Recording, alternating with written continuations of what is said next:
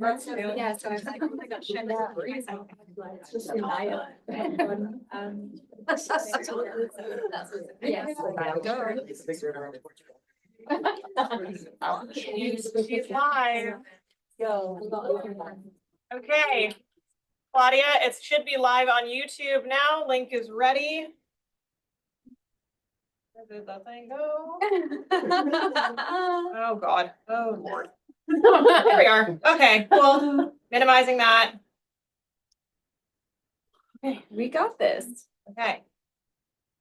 Still got 1 minute, everyone, don't worry. Okay, Amber, go ahead and let participants in and close the waiting room.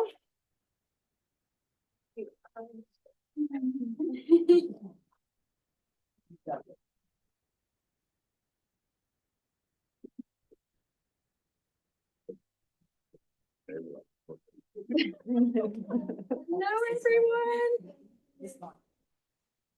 Katie, that's awesome. Hi. Hello, everyone. Hi, guys.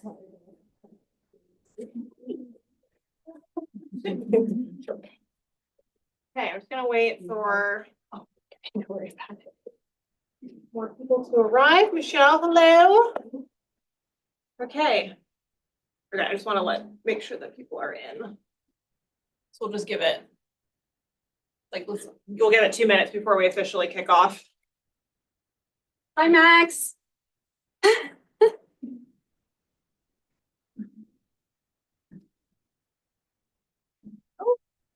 Yes, everyone tell us where you're dialing in from. We'd love to hear. Okay. Just a tech check. Claudia, Amber, am I clear? Can you hear us well? You can hear us all right? Okay. Yeah. Can one of you unmute and just say hello so I can check volume?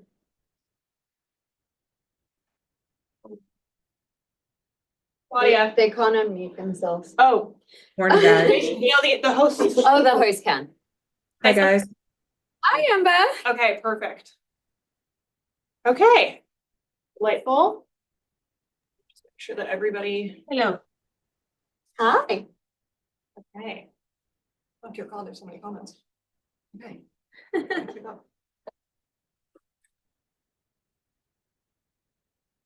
Okay. We'll hit 2 minutes, I'll officially start talking. In an official capacity.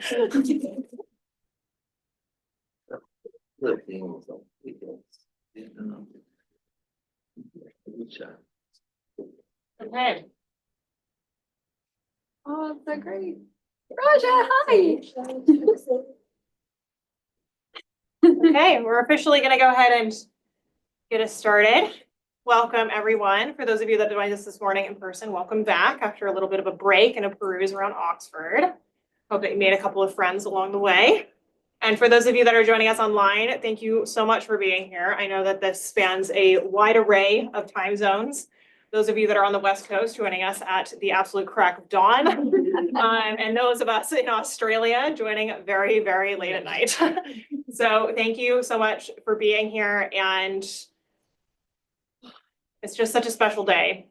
This is the 4th annual symposium that we have done, and the 2nd time that we are doing it in person. Last year was our first time trying it hybrid, and it was a very special year, not only because we got to host it hybrid and do it here in Oxford, because it was also part of a massive celebration of the partnership between Kate and myself joining together to run Accepted and to take us into this new chapter. We are now a year after that, and I want to take a moment to take us all the way back. 2020.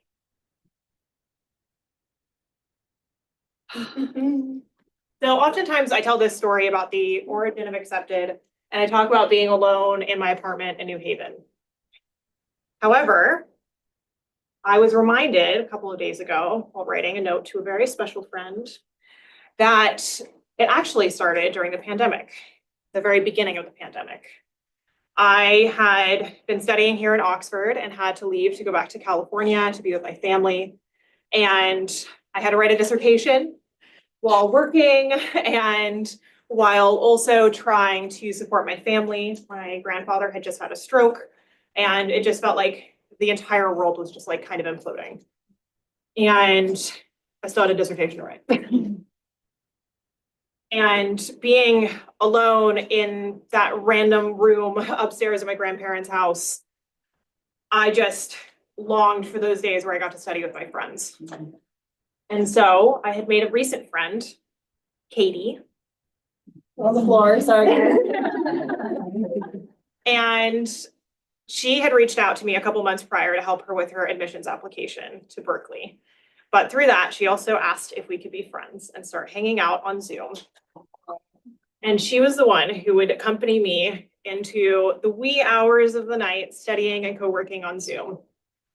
And it was through those co-working sessions and having the support and having somebody to just rant at and talk my ideas out loud with and who just got it that I finished my dissertation and prepared to move all the way across the country to New Haven. Now I'd moved into this apartment on the other side of the country. I had zero friends, zero community. And the only thing I could really rely on was these study sessions that I had started on Zoom with my friends. And now I was on the East Coast, outside of the time zone of Katie. And so I started kind of reaching out to my community that I built on YouTube, asking if people wanted to study together. And in those sessions, I got to meet some very special people, including Sandro, Lainey, and so many others that got to be part of that kind of early chapter. And at first, it was just 5 of us, just on Zoom, studying together with a timer. And sometimes we would take a break and, we would just talk for an hour. Forget about the time that we were supposed to be just taking a 5-minute or 10-minute pause. And through that, we just found this like source of belonging and connection that I just couldn't find anywhere else. And to me, that just made me feel so held at a time when it just felt like I didn't have any sense of connection and belonging to my university. I didn't really feel supported by my cohort. And as a non-traditional student who had gone to community college, when I looked around, I just didn't see other people talking about the experiences I was going through.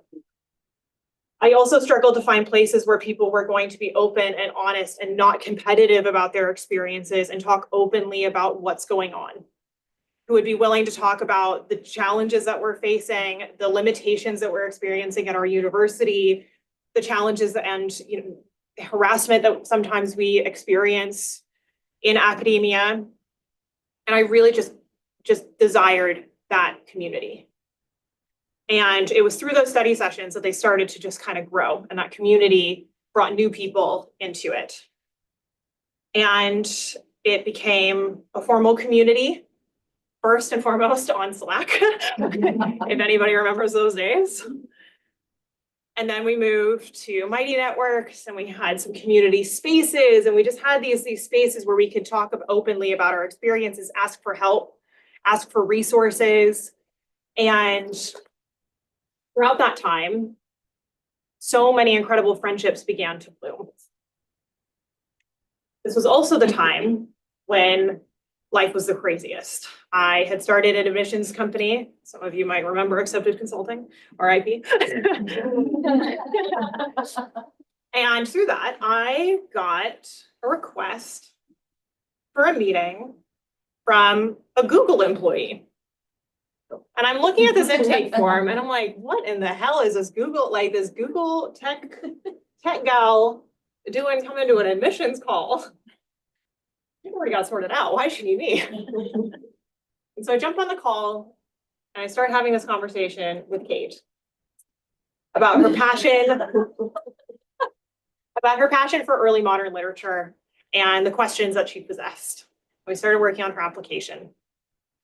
And as we were working on her application and she's preparing to make this transition and start to take classes at the Department of Continuing Education right here at Oxford, there was one day where I just so happened to be here giving a lecture, and we got to meet up.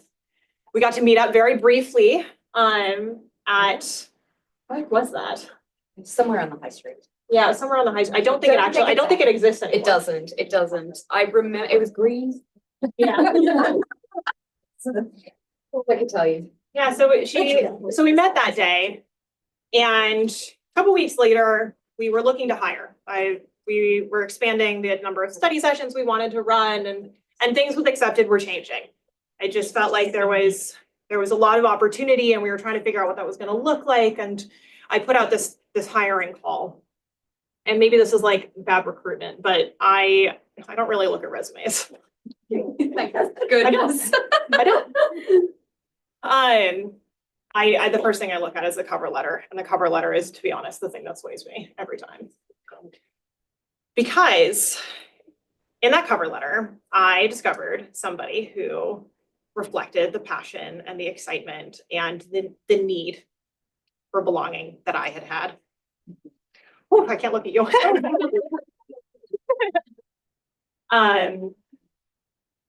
I mean, I don't remember how many applications we reviewed, but every time I just looked back at this one cover letter and I was like, I remember her from my calls. Like, I don't know why she wants another job. Riddled with spelling mistakes, might I add. I looked past all of them. And she joined the team. And that was early in 2023, January.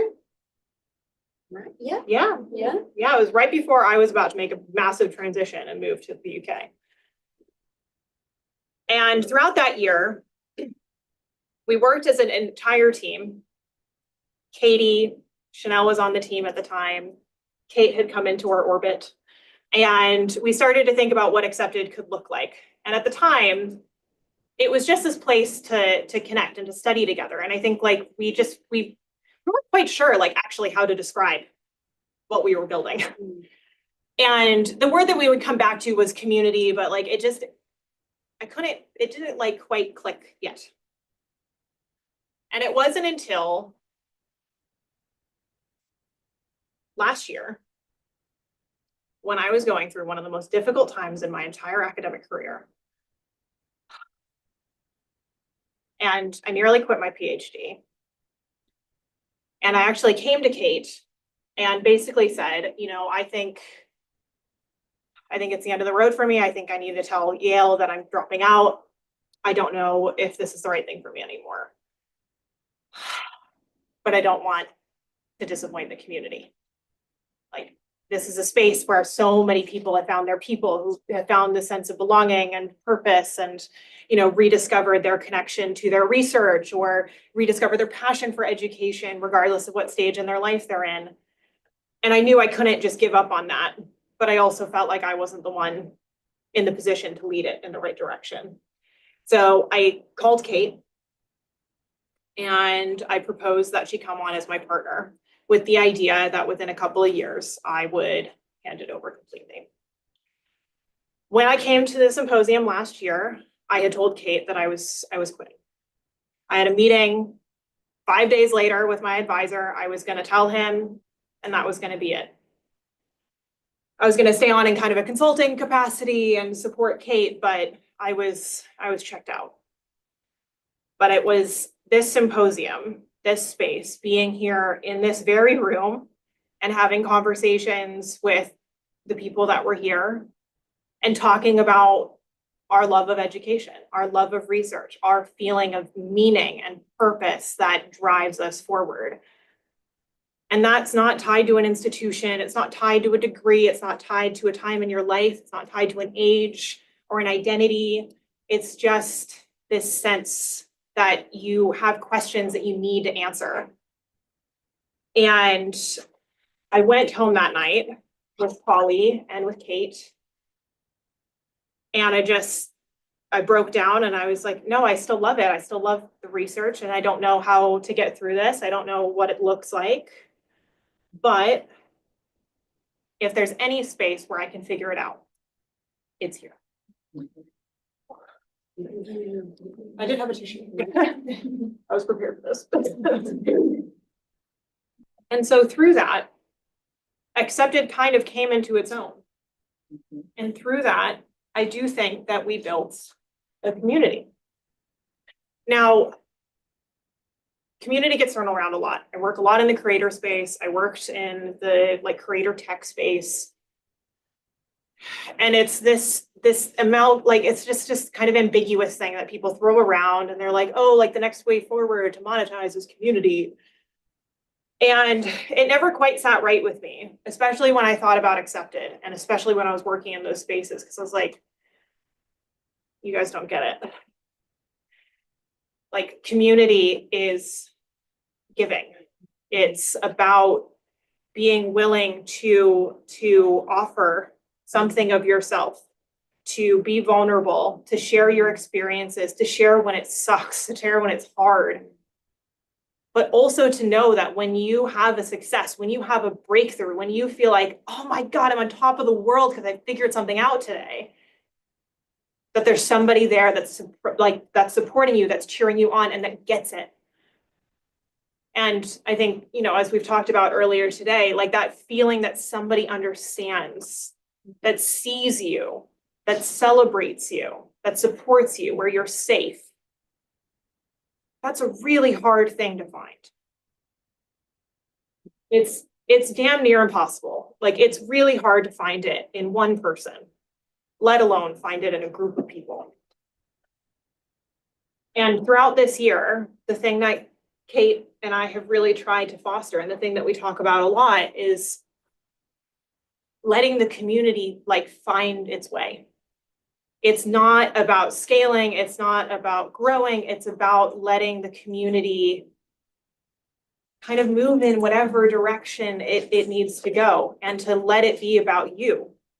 It's not about the direction that we want to take things, it's about the study sessions you guys provide for one another. It's the support groups that you've put together for one another. It's the number of chat and DM messages that we see in the analytics because you guys are in communication with one another, or sending some silly memes. Sandra.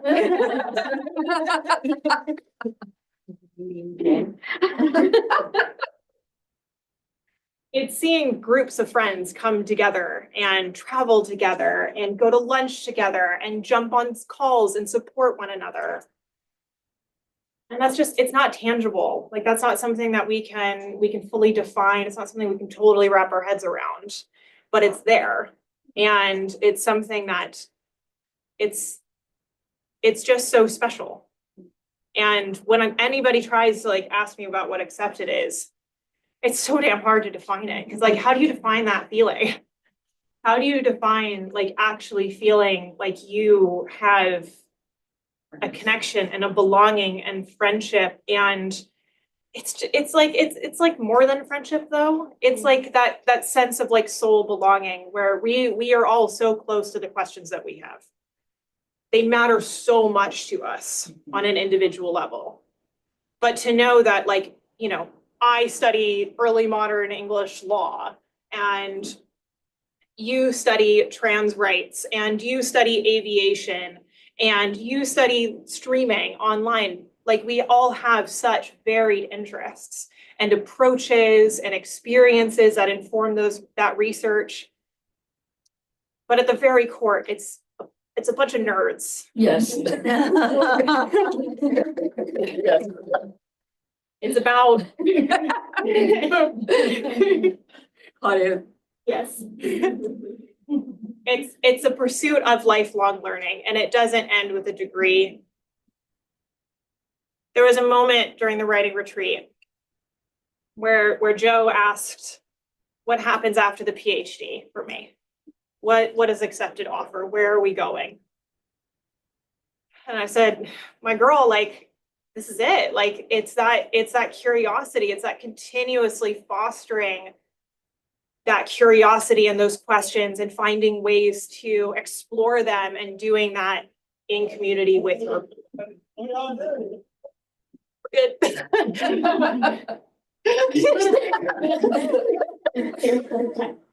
Yeah. The window's closed, it's fine. It's flashing before her eyes. For those of you that are on Zoom, her camera nearly went flying out the window. It's all good. It's all good. I see Claudia's face. We're good now.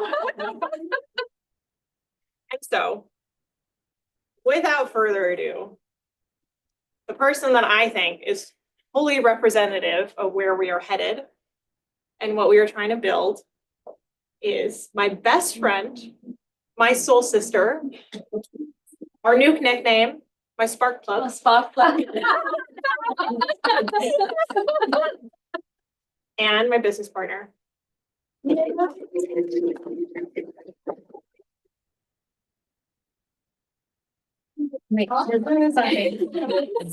Oh, All right, it's on you, babe. I don't know how to follow that, if I'm honest.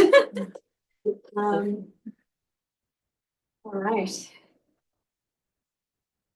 All right. Hi, everyone.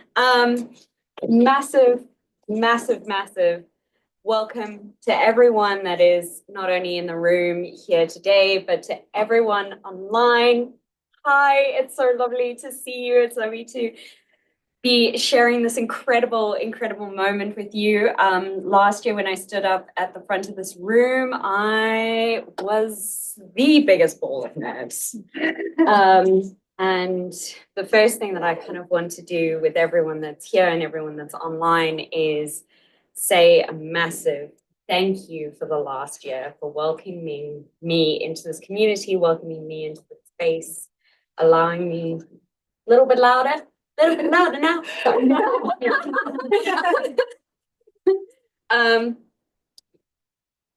I lost my train of thought. It's okay. just for welcoming me back into the space, welcoming me into the space where you have trusted me to bring accepted to kind of what it is today. And so there's a lot that I have to talk about, so I'm gonna stop rambling. But essentially, before I dive in to the incredible year that we've had, I want to start by expressing my gratitude. Firstly, to the Continuing Education Department here in Oxford, who have gifted us this room this year through continuing partnership that accepted holds with the department and the shared vision that we both share for lifelong learning. So massive thank you.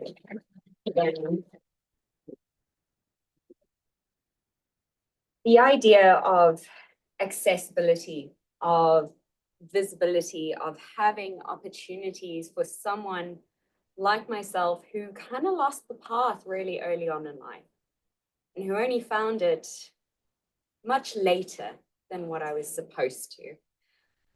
Having the opportunity that this place and this community have allowed me to get back into, there are no words. There is no amount of gratitude that I can actually provide to all of you who have sat with me in study sessions, my 5 a.m. club crew. Woo! Yes, thank you. I mean, I can't. But I actually want to take a moment to shine a light on the people behind the scenes that make this place what it is. We have Polly in the room. Yeah, we have Leah. We've flown all the way out to come and join us. And we have Katie right at the back there. Hey, girl. But also on online, we have Amber and we have Claudia. And I can tell you that without this incredible team of individuals, this place would not be what it is. They work so hard behind the scenes, selflessly, not asking for anything except for the fact that they could just be a part of this community and provide impact to you all. And I cannot tell you enough how much I love and admire every single one of you. Thank you for choosing to bring your love and your skill and your care into this community, because that is a choice that you have made. And I am grateful for it every single day.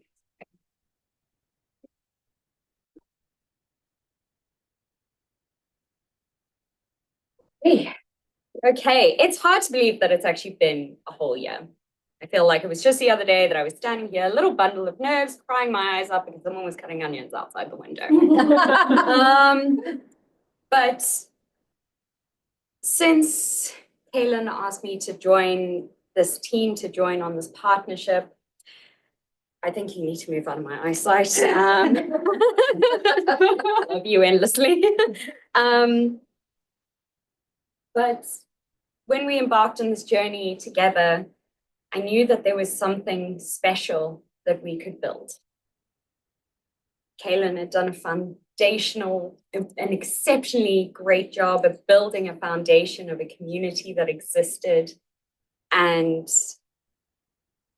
But there was so much we could do. There was so much wonderful space for us to expand and to reach more people than we ever thought that we possibly could.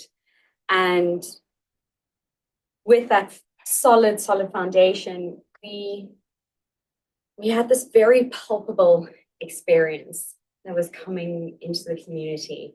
We had shifted platforms. We'd gone on to Circle as the new platform, and it was the home by which this community grew into the space that it is today.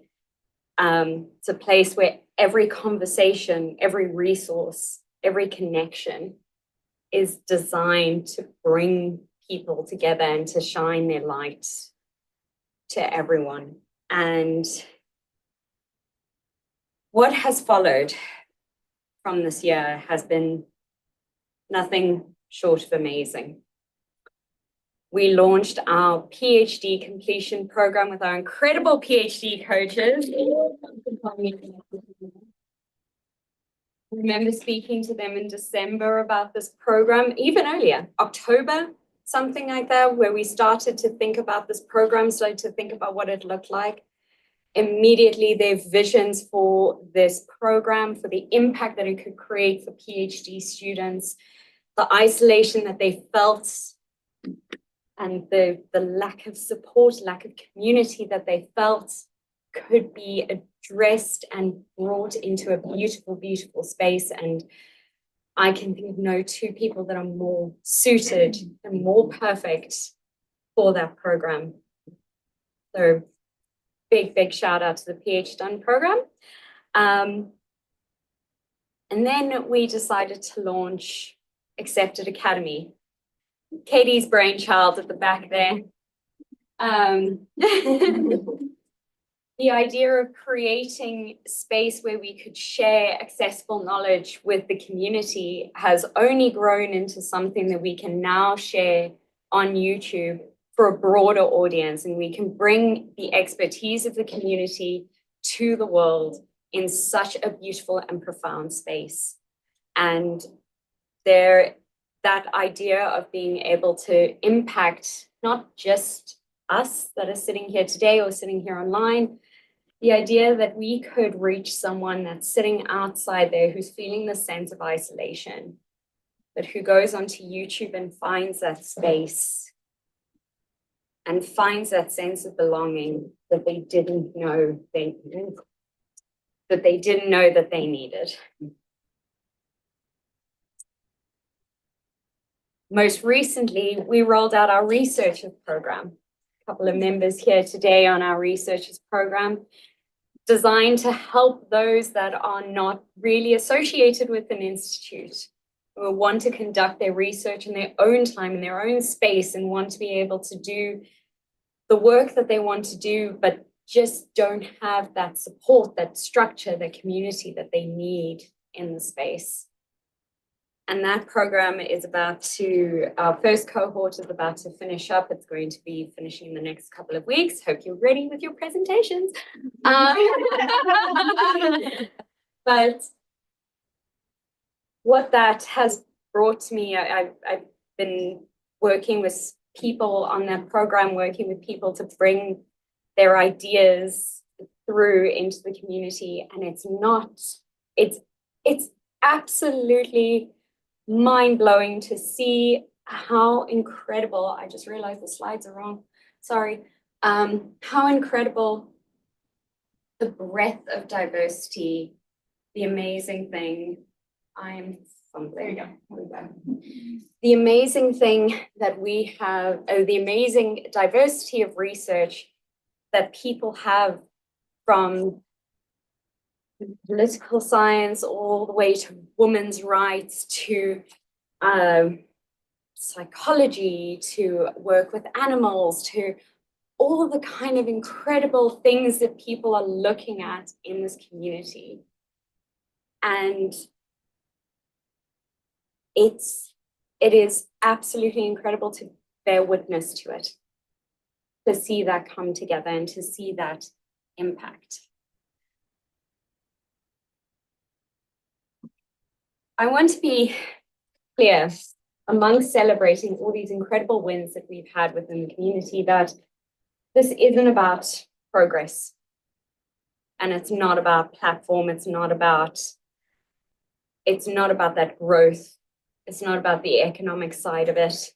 As fantastic as it is to be able to expand to new people and have that reach, which is exactly what we want, it's about something so much more profound and so much more deeply felt in each of us that are here. We've thrown the word around about community, but it's about seeing yourself reflected in someone else.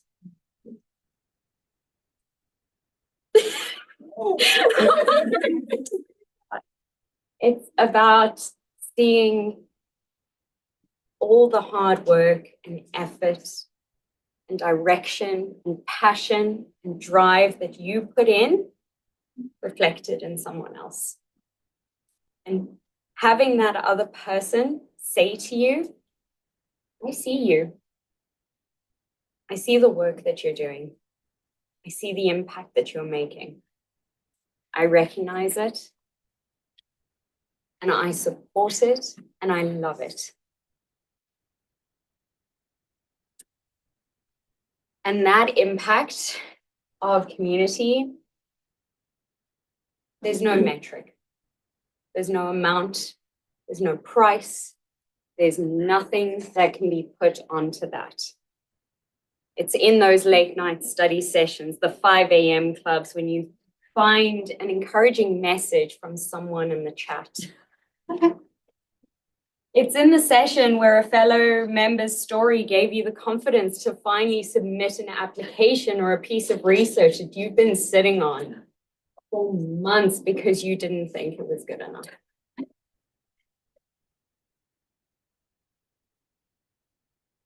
It's about the individuals that reach out to you and love you and support you in your endeavors and your personal difficulties and your circumstances. No matter what, no matter where they are, no matter where they sit in the world, it's about knowing that there is someone out there that is thinking of you and supporting you and seeing you. And to me, that's powerful. And that is the power of the community. That is the impact of belonging in a space. So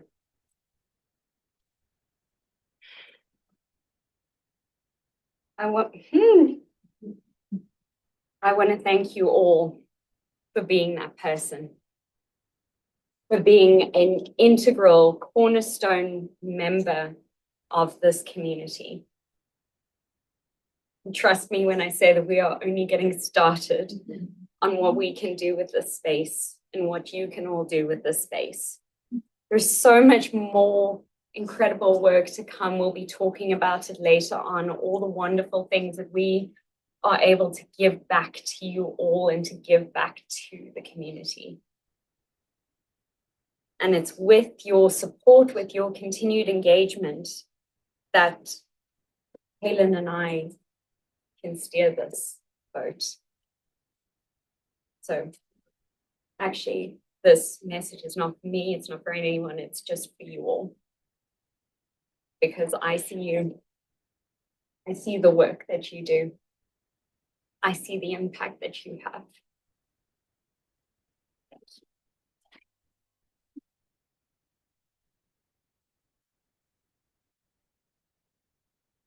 All right.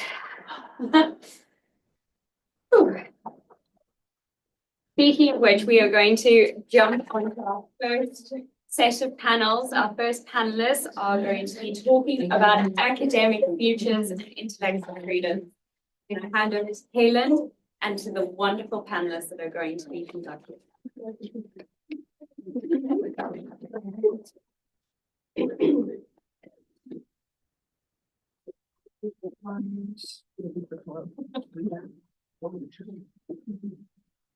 Stay hydrated. And stretch, don't forget that.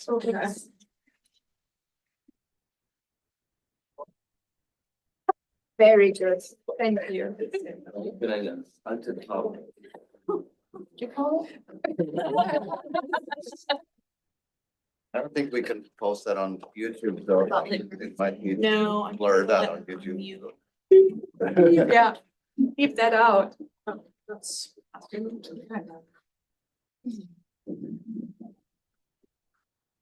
Okay, Melanie, I'm asking you to unmute so that way we can hear you. And then I'm gonna go ahead and change the presenter view. And I'm gonna go ahead and spotlight you. And okay. Let me get to the page.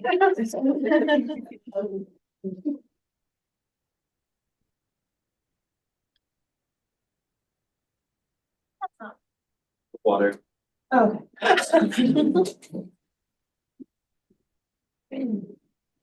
So one thing that's a little bit different about how we wanted to do this conference this year is that we are going to kind of have the panels just be a bit of a dialogue. I'm gonna just kind of give a bit of a foundation for where we're starting the conversation and where we're hoping to get to, but then we're just gonna riff. Okay? It's not me moderating and be like, you go, and then you go. We're just gonna have a conversation. And when we were thinking of and conceptualizing what we were gonna do with these panels this year, as an American, there were a lot of things that came to mind. There are a lot of challenges to academic work inside of institutions and beyond institutions. The funding for our research is getting cut. Our intellectual freedoms are challenged, and our work has never been more important. And coming together to figure out solutions to develop a future and to figure out ways to remind ourselves that there is light, that there is a way forward. That's what this conversation is really about. And so where I want us to get started today is thinking with kind of an open question.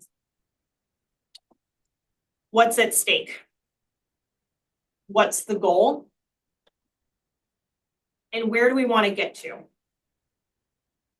So I'm gonna go ahead and hand it to you. I want you to introduce yourself, and then we'll kind of pass it around. But like I said, it's just a conversation. I'm Maggie. I have a master's degree in strategic communication, and I am currently working on a master's degree in history. And I have nearly 20 years, I can't believe I can say that, in marketing and communications work as my career.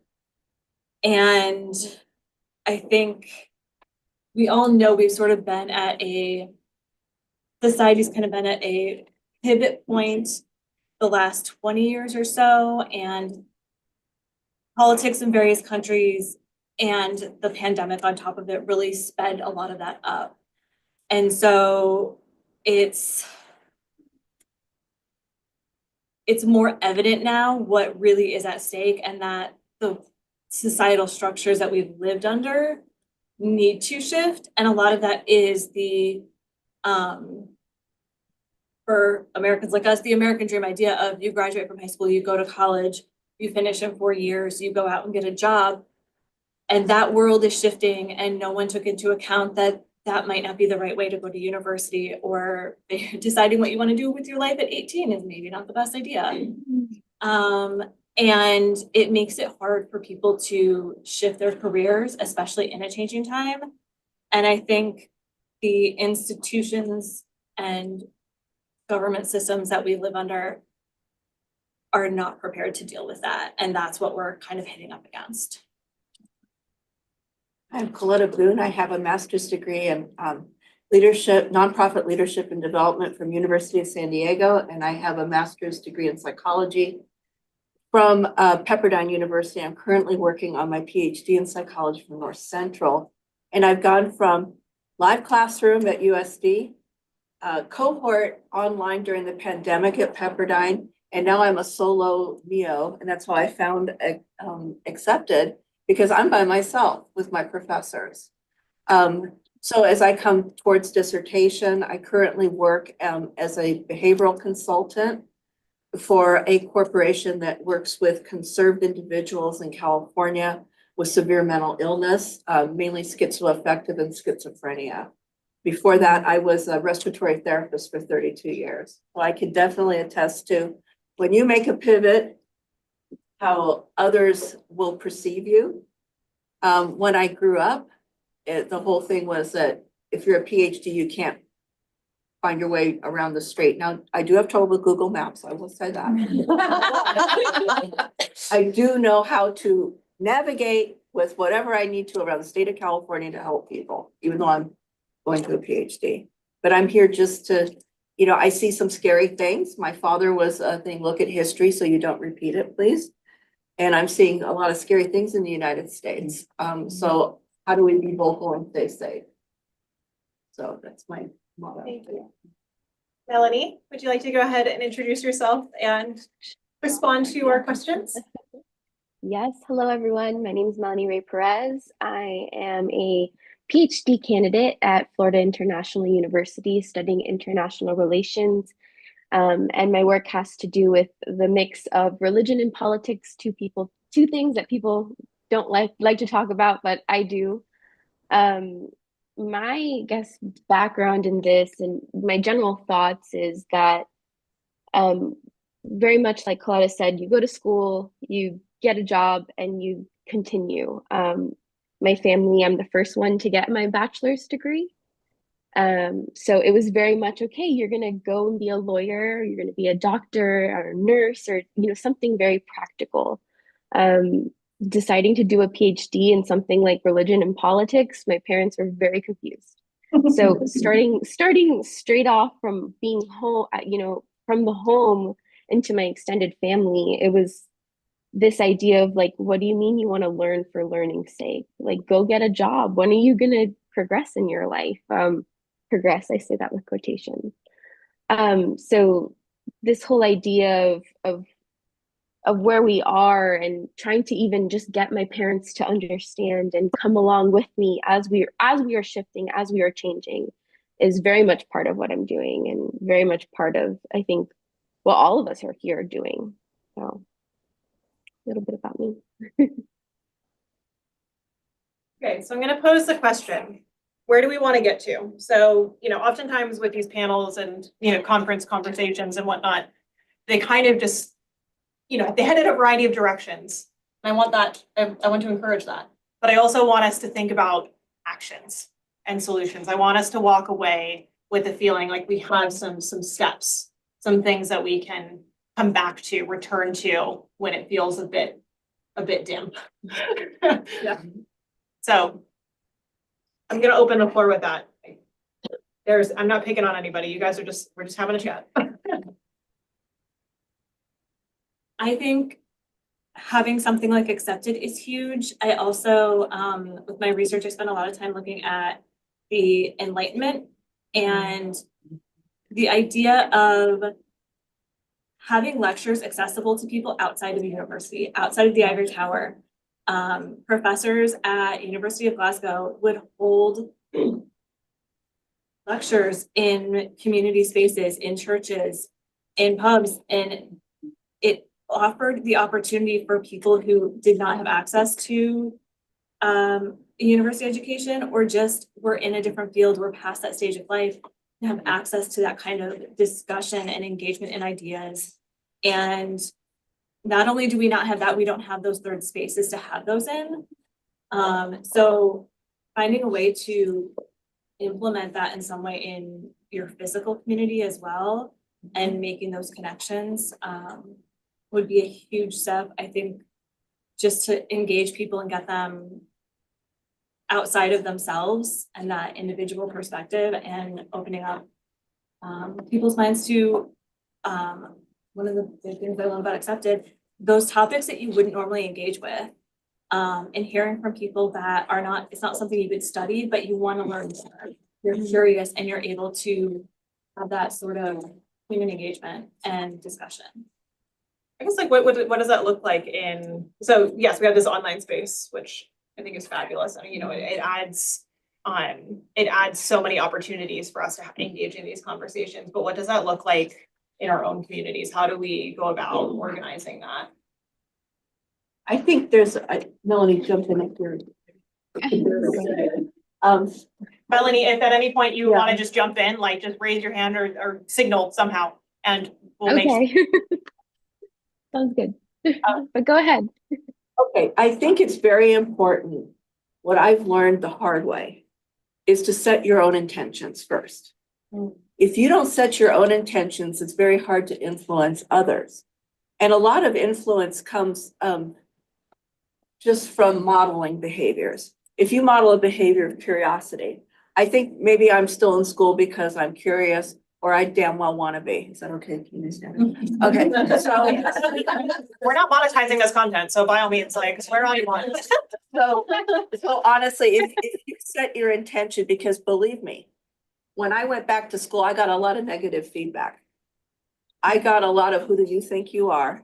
Why aren't you happy being a respiratory therapist? Why would you go to school? Are you just a perpetual student? Well, guess what? I got a new job that I really love. I got a new job with people of shared vision. I look at my residents and I almost want to cry when they start to make progress towards rejoining the community. And I will do anything, if it's going out in public and talking about it more, or do anything to change the mindset that people with mental illness have the right to be in our community. And we need to foster those connections that we can. So I really think academic future is being an academic and being proud of it.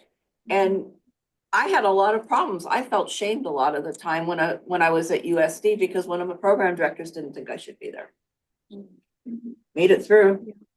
An honor society, whatever. But when you get that negative feedback, you've set yourself intention. So now in this program, like, yeah, I am. I'm proud. I'm happy. I'm learning things. Of course, statistics and tests and measurements wasn't so much fun, but you know, I'm getting back to leadership this term, yes. I got a lot of questions from people when I first was saying I was going back to school, especially since it's not in my field that I work in, of, are you going to tell your boss? Are you going to tell your coworkers? And I sat on that for a while and then I was like, why wouldn't I? This is important to me. I'm excited about it. I'm passionate about it. And it got a lot of, it gets so many interesting questions from my coworkers when they find that out. And I can see the wheels in their head turning of like, I didn't think that was something I could do. So I really like that idea of just being curious yourself.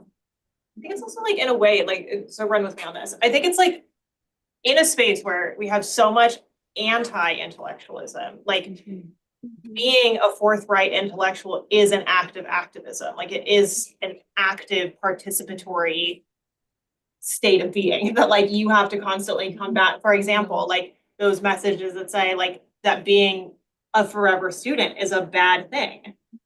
Like, hell yeah, I'm curious and I'm a lifelong learner. Come on. Absolutely. And I think having and starting with you kind of allows people around you to also get curious. I've seen that with my dad, that all of a sudden he has a new interest in like stoicism, and that's something that he would have never cared about until I was like, oh, I was reading about this and sharing that. I think you being curious and feeling so confident in your curiosity and your willingness to learn and open yourself up to, I think, being a beginner in anything allows other people to open up and be curious as well. Like I think I found, when I'm super passionate about something I'm curious about, and I share that I'm doing this, I'm doing, I'm looking at this, I read this article that's completely random, and I like to talk. I'm a super big talker. So anyone who will listen, I will tell them about what I'm reading, and that invites people to wonder and be like, oh, you know what? Maybe I'm curious about that too. Or, what's something I'm curious about that I've never read a book on, and let me pick it up. Let me, if she can do it, I can do it, kind of thing. I think, setting yourself up as a curiosity searcher, as a person just, wanting to learn, and you're kind of setting an example for everyone else around you of like, it's okay to be super curious about a super niche subject. It's okay to, nerd out on something that no one else maybe cares about.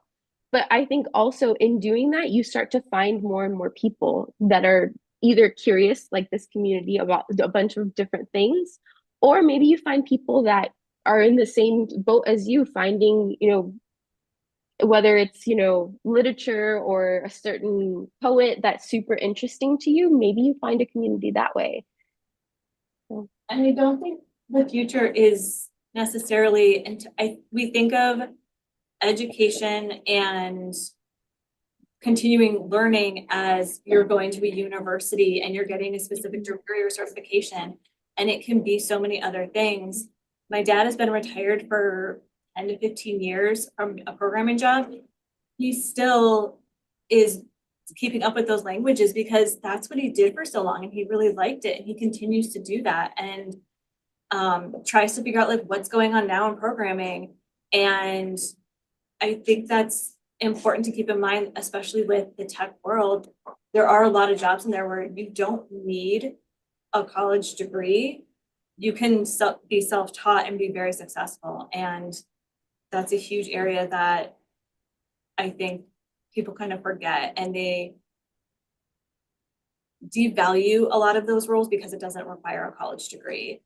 And those people are going to those out of a passion and an interest in that area, and knowing that they're going to be able to enjoy learning and getting training without thousands of dollars in debt, as well as, kind of a nice bonus. I would love that. And even that's changing. Vocational schools now, for my profession, I paid 5,000 years ago. It's now up to 50. Yeah. And even those vocational schools, and I think that's where we as academics can be more protective of the future of people, because to monetize learning to the problem that it is now, luckily I do need some financial aid to still complete, because I'm already in a program, I'm safe. Who's coming behind me? How are we going to help and assist people to become physicians in the United States anymore? I don't have an answer for that, because it's about 600,000. So then academic freedom is being challenged. The people that can draw it down are chipping away at it from different structures. And you have to raise the alarm as much as possible. And, then you get scared because you don't want your university to get in trouble. You don't want to get in trouble. I would hate to lose my job by speaking up. But being in a center like this, I realized that it is possible to speak up. And that's why Acceptance Society and panels like this are so important, because sometimes this is all you have for support. And I just think that there's a lot of changes out there that we have to be mindful of and speak up. And I'm a real believer in modeling behaviors. And I'm a real believer in book clubs. Yeah. So glad to be in Europe where people read. I was at a bookstore, Shakespeare and Company in Paris last week. I was having a blast, and you couldn't get in. There's this big line down the street. You waited. And, you know, and it's like here, I can't wait to go, was it Blackfriars? Blackwell's. Blackwell, I'm getting there. Well, Reading, I think that's something super interesting as far as like a reading culture. So I've been here and I live in Miami, but I'm here in Argentina in Buenos Aires for research, and it's amazing that every street has a library. Within 3 blocks, there are a library or a bookstore. Within 3 blocks, there's 11 bookstores. People are out here reading and just grasping, and there's used books, old books, and I think it's a completely different culture. It's something I'm super in love with. But I'm like, how can I inspire this back home? How can I bring this, this wanting to have conversations around books, because it's something I see in parks. I've been people watching and watching people, drink a tea and sit in a park and have these conversations. And I'm like, how can I replicate this at home? Because I think this is such a beautiful thing. And I think that's how we just almost challenge academia, the structure that it currently exists, but also challenges anti-intellectualism. If we're all engaging in just a normal conversation that maybe is not categorized as an intellectual one, but just something that's creative, that's causing, people to think a little deeper. I think just like having a space of, maybe sitting at a park, having a coffee with someone and just sharing a conversation on something you read or something you saw, I think it starts there. I also think I have a group of friends that like we used to have a book club that we did together, and there was every time someone brings up wanting to restart something like that, there's this friction of we don't really want to read the same books. And so we've talked about doing something where everyone reads the book they want to read and then comes and tells us about it and what they got out of it and what was so profound to them and like what they took away from it, whether it's fiction or nonfiction, because that is so important to share. And we're not all going to read the books, but I'd love to hear for the books that I know like are on my TBR that I'm never going to get to.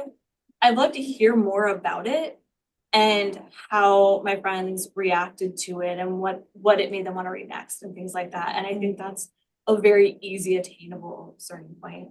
I like that idea. In fact, there is a leadership book club where I work now. And the administrator of the facility assigns different chapters to different people in the leadership team. And I was sitting in on one and I was just amazed because it wasn't about, well, the book was about this. It was more like, here's some really cool concepts that we could use. So I think if we maybe restructure, like what you're saying, the concept of book clubs, we're even starting one for our residents. Because a lot of, as you know, schizophrenia and schizoaffective disorder has nothing to do with intelligence. And so them coming together and reading books and talking about it with a moderate mental health worker moderating. It's just a really great concept that we're trying to start. But guess what? It's not that easy to do it because you get pushback. And it's like, okay, well, I'll just keep pushing back again because they hired me as a consultant, so I'm going to consult. Mm-hmm.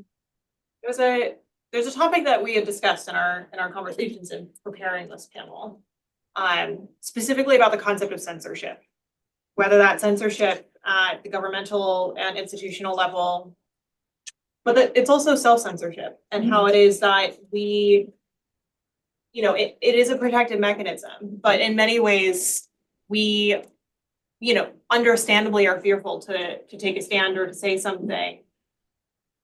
But I suppose ways that we can begin kind of getting a little bit more comfortable with moving beyond, it's not a comfort zone. It's like a protective zone. And I want to call that comfortable. I would say that like we're keeping silent because the possibility of speaking up has consequences. And so I'm curious how it is that we all are interacting with that. Yes, the kind of challenging note is that all of us are kind of based in the US context. So that I think that does play a role in the way that we're going to approach these questions. And it's an important part of like the ongoing dialogue that I hope that we have in future in the community and beyond, because I don't want this to just be a US centric conversation and topic, but as we'll try to make it as applicable as possible elsewhere, but yeah, I'll give you guys that part to run with. I'll go ahead. I know, as things have changed, I'm in Florida, so Florida's universities are rapidly changing. At first and foremost, I thought I had to change my research completely. I was very nervous, and I had one professor that was, very, okay, we can make it as creative as possible, maybe general titles, and then you write whatever because they don't read it. Something as simple as censoring syllabi. Certain readings have had to come out, certain things. So I have found that I had originally felt very nervous and very, okay, maybe I shouldn't submit this paper that I have written for publication because it's never going to be published. It challenges the narrative that's being put out right now. So for me, self-censorship actually came in naturally because I was just like, I don't want to cause a stir. I'm a new academic. Like, I don't want to be pushed aside and never, get published or never work. But I think I've come to realize that that's not the best. That's not the best use of my heart and what my curiosity lies. So I'm navigating this space of, okay, I don't want to self-censor ahead of them censoring me. So I'm going to push the limit as much as possible until they tell me something. Until it becomes a problem, I am going to be the whole entire problem. So that's kind of where I find myself right now. We'll see how it continues to unfold. Okay, I have like a thing I want to mention. So when things were changing in the US landscape, I, living in the UK, am in a unique position because as a US citizen, but also as somebody who is living outside of the United States, that like fear of censorship, I suppose, feels more distant.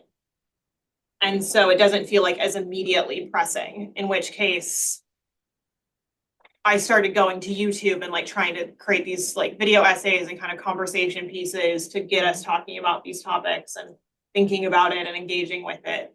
And I think that kind of follows to your point, Melanie. I was like, well, I'm not in the US right now, so I might as well take the opportunity before I have to go back in such a way that, I don't feel as immediately fearful of any kind of reprimand. But in addition to that, it's not just like government institutions, it's also like academic institutions and the way that we have to frame our work and we censor our work and we censor our language and the structure and all of that in our academic work, which to an extent is part of the process, unfortunately.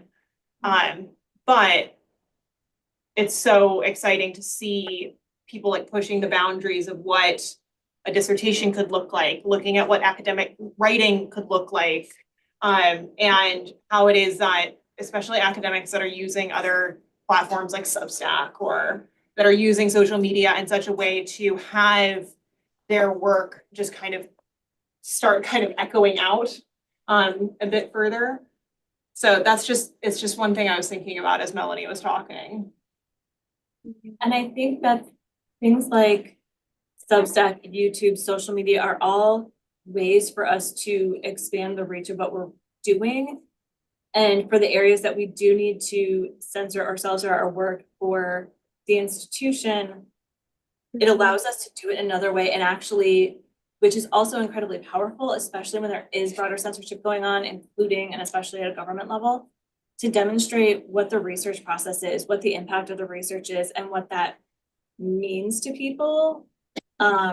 So important. And I love how many people in academia are embracing that.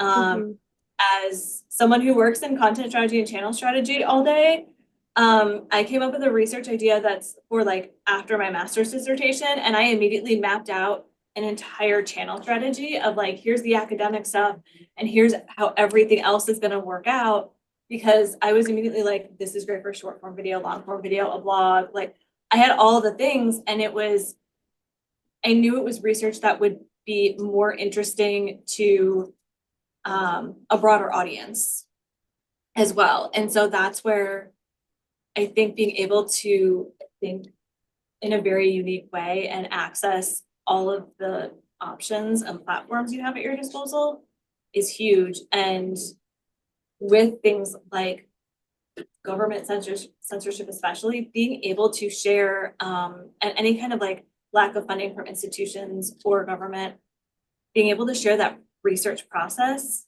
at times like this is so crucial so that people understand that funding was actually really important and here's what it could do and here's what it's done before and here's what future research could happen if we had it. Being able to break down that wall between academia and the public of how research happens and what comes from it. No, please. I think that that's probably one of the answers, what she's describing, honestly. Yeah. Is to disavow social media, to disavow YouTube. And some people do, they don't think that that's, you know, serious enough, academic enough, whatever. It's what's available that the government can't control at this time. Yeah. And what scares the heck out of me is sanitizing the Smithsonian. And saying you're only talking about the bad things. Well, be honest, I'm an American from immigrant grandparents, but I will say there's been a lot of bad things. And you only get better by recognizing what's been bad and what's hurt people. So maybe my interest in advocating for mentally ill people comes from the fact that I'm scared for them. And I think that the more we can put education out in any way that we can is very powerful. And I think your idea is beautiful because the kids will watch that. Yeah. And then they might get interested. You know, just having spent a 4 or 5 days in France, I can tell you, they talked a lot about when the darkness was there was a sense of enlightenment afterwards. And I was going to places where people would meet. I'm at the Pantheon where where all those people are buried that stood up and weren't afraid to take a stand. So I think as academics, very important that we take a stand against it, remaining safe. And certainly what you're proposing is safety, because at this point, we're not being challenged, shall we say, in that format. But I work for a very conservative company. I have to be careful. I'm sitting there in a conference and the owner of the company, who's a member of a very, I mean, they're very humanitarian, very conservative religious organization, sits there and says, you know, the biggest lie in the world is evolution. And I'm like, you know, and everyone next to me is like, shut up, don't say it, don't say it. You know, I'm like, even the nuns taught me that, you know, but it's like finding your safe spice, you know, it's very important. There are safe spaces. Yeah, I think to kind of go off of what you were saying, especially about the museums, there are, on the flip side of that, there are places where museums are very carefully looking at how do we shift to be truly representing and showing what happened more accurately. Yeah. I have a professor who's been doing that in smaller museums in the Highlands in Scotland. The Kelvin Grove in Glasgow has been, I don't know if they're still doing this, but a couple of years ago, they had signs around that were saying, do you see something that's missing in how we're telling the story of Scotland, of Britain in the Empire?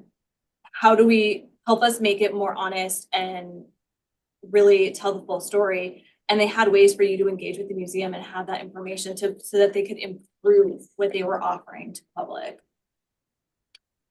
I think there's one point that you brought up and I just want to like emphasize it because I think it's so important, and I, in my own experience, have seen it to be so powerful that it's not, our work matters, and like sharing what it is that we're interested in and we're studying and like what we're learning. But the thing that people really connect with and learn from, and where I think we can, in a way, like kind of sidestep some of the conversation or like some of that censorship, is focusing on process and sharing like, how do we read? How do we remain critical? How do we engage with media in such a way that allows us to make connections to history, to literature, et cetera? How do we show somebody, you know, how to craft a syllabus, how to, you know, there's things like engaging critically, but also it's like, you know, writing a literature review, or like how to do a specific kind of research, or like how to start working in an archive. Those things, like the actual skills, one, I think academia is, I'll be direct, like terribly ill-equipped for actually training us to do any of that. They really leave us on our own to like figure it out.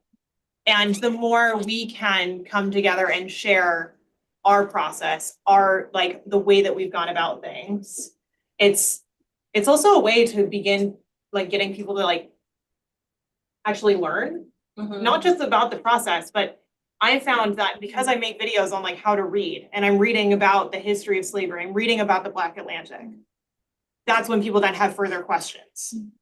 It's not that they're seeking out that specific area of research or that specific knowledge. As somebody who like, you know, also works in social media, SEO becomes your limiting factor. But if you can create videos and content and information about process, it's another way to share information about our work in a way that's a little indirect. Yeah, I think that whole sharing the process almost demystifies what it is to be an intellectual, and I think it makes it a little bit more accessible for people. It's like, Yeah. wait, that's something that maybe I do that, or maybe I can do that. I think it just makes it kind of really breaks down that structure of, oh, it's only for those people, or that's only for the ivory tower. It's something that, you know, something is, you know, reading critically is something people can take into their everyday life. Or, you know, looking at sources, or okay, where does this blog that I'm reading came from? I think that just kind of starts to spark like in anyone, you know, that skill. Yeah. I want to just, because we are like running to the final minutes. How much time do we have? 10? Okay. Let's talk about AI. Now, okay, so first and foremost, we can have we can have an entire day talking about AI and the challenges that we face with it and how we navigate it. And there's so many different ways that we could come at this conversation. But what I want us to think about is like our intellectual property. Like, what do we do to protect our intellectual property while simultaneously trying to disseminate it? And like, that's the big cut. That's hard. It's a typical thing for us to kind of step over. But I guess, how do we as academics, how do we as a community engage with AI and the discourse around AI and feel credible in doing so? I just finished a paper while I was over here actually, and I was fighting the AI the whole time on my Microsoft. Would you like Copilot to help you? No, I don't need you. Go away. I've got this. And it was like, it was so intrusive. You know, I'm wondering, are they running stuff behind the background and I could lose my work? Now, this is not work that I necessarily care about, you know, structuring survey questions, but the work that's going to come forward is my property. So how do I keep that safe but use AI responsibly? And there are some ways to use it responsibly for, you know, kind of looking into things. Where have things been cited? You know, there's a few things you can use it for, but I've actually seen people craft a whole paper from it. Yeah. Write my paper on, give some reference page. Well, what are you learning then? And that's someone else's work that just popped up on your screen. So Yeah. I just try to stay off of it. I know some teachers at the high school and university level have started doing things where they're having students actually actively use AI in the classroom to teach them. It's not always giving you the full answer. It's often inaccurate. It can't cite its sources, and it will tell you if you ask it to cite its sources, and it will tell you, I've actually made this up. And so they're learning how to use that in a very different way that I think we missed with a good chunk of a generation. And there's still that aspect of someone could take my paper that they found online, download it, upload it to another platform. I have very little control over that, and I think that's very Yeah. scary. Especially as I'm like getting towards my dissertation. And there are ways around it that people do not understand and have not been taught. Yeah. And I think a lot of people just don't have the interest in it, which is unfortunate. And the speed at which AI has grown and been updated and everything like that in the last year, if that, is so huge that we can't almost keep up with how to teach it and keep it safe. Yeah.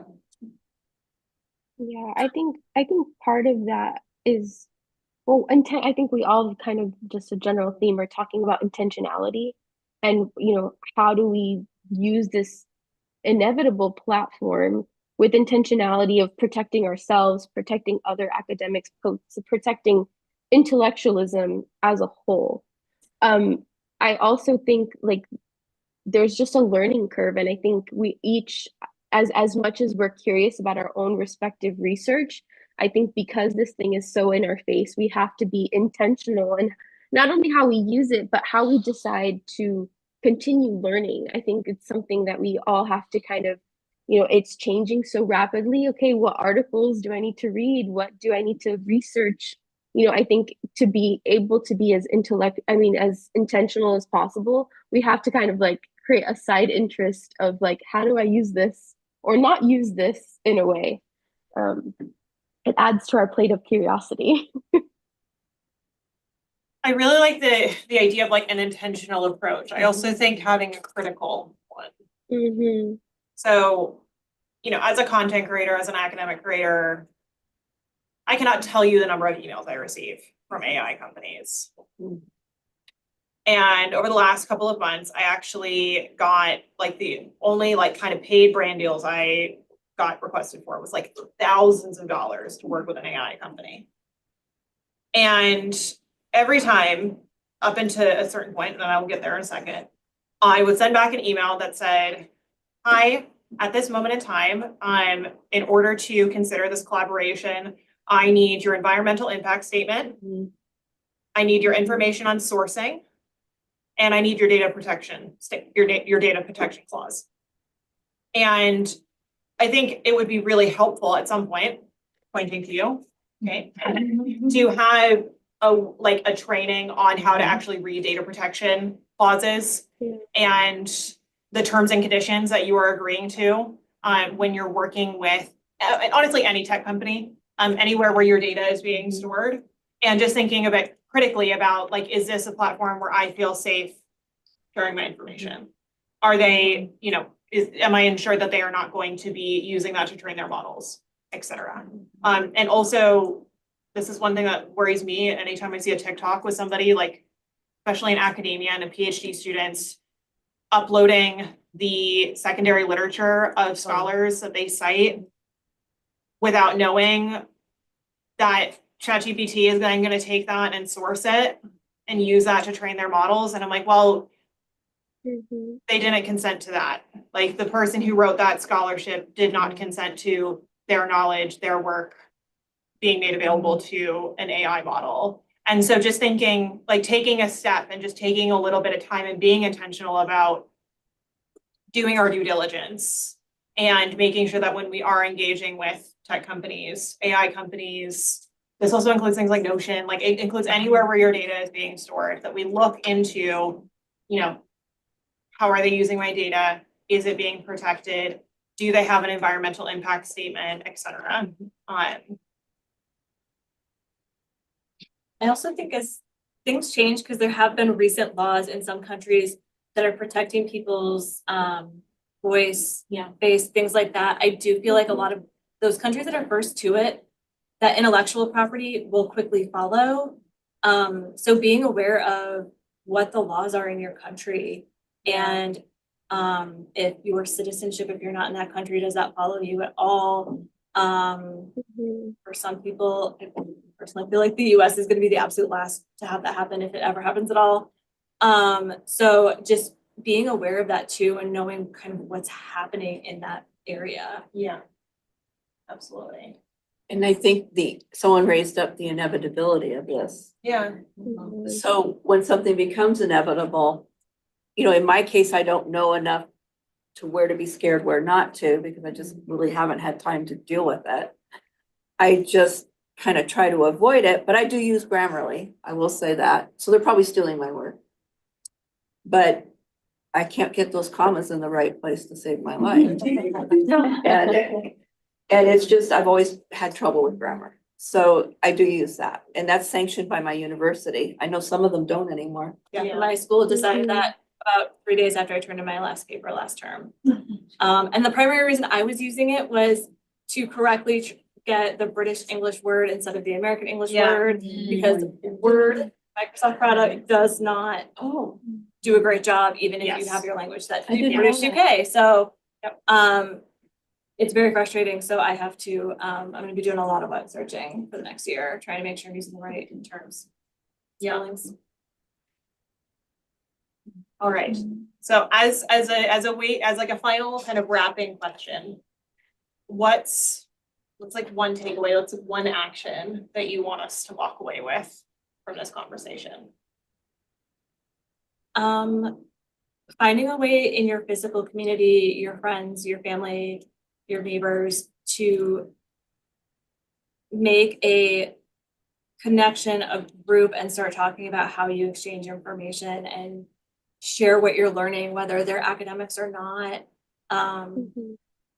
Everyone has so many ideas and passions, and I think that's a really easy step, to just talk to those people that are in your life every day about what they're interested in, and starting to draw on ideas to put something in person together. Alena?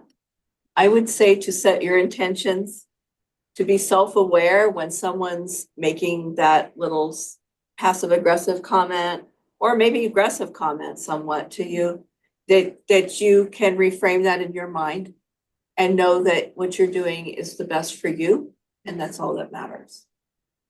Beautifully said. And Melanie? Yeah, I would say that to continue being curious and invite others to be curious too. I think the more confident, and I'm not saying like fake confidence, like the more enjoyment, the more confidence, the more you feel connected to your work and to what you're doing, you invite other people to be the same, to be happy and self-assured in their life and their nerdiness. So I think feeling really just grounded in that and who you are and what interests you, and sharing that and allowing other people to be, to let their barriers down, to invite that same energy. Love that. And the one takeaway that I have is share your process however you can, whether that's, individually with one other person, or that's running a workshop. Accepted Academy, shout out. If you have expertise in AI, if you have an expertise in a process, or even if you just feel willing to share your process. Sharing that with the community, sharing that at home, sharing that with others. That's another way for us to continue that knowledge production, continue being able to share the joy of doing this work and being an academic, loosely defined. Okay, thank you all so much for being part of this conversation with me. Thanks for having me. Yeah. Thank you for having me. All right, it is now time for our next panel. Gateways, not to gatekeeping, community-centered education. Let's need a little break. Oh, we'll have a little break. Have a little How long is the break? 15 minutes. Okay, cool. 20 minutes. Okay. Water. Yeah. And we have some. Right there. What? Aw, sorry. Thank you.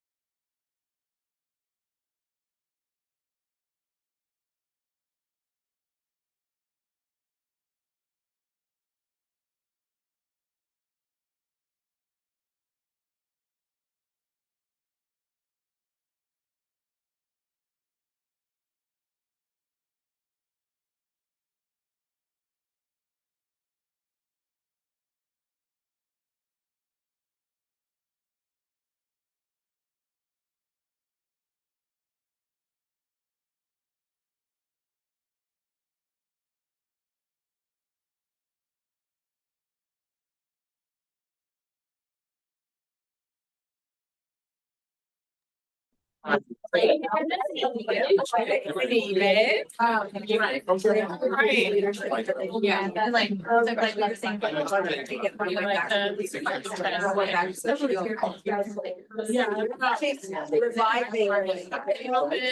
No, I saw her back here with the fan and I'm like.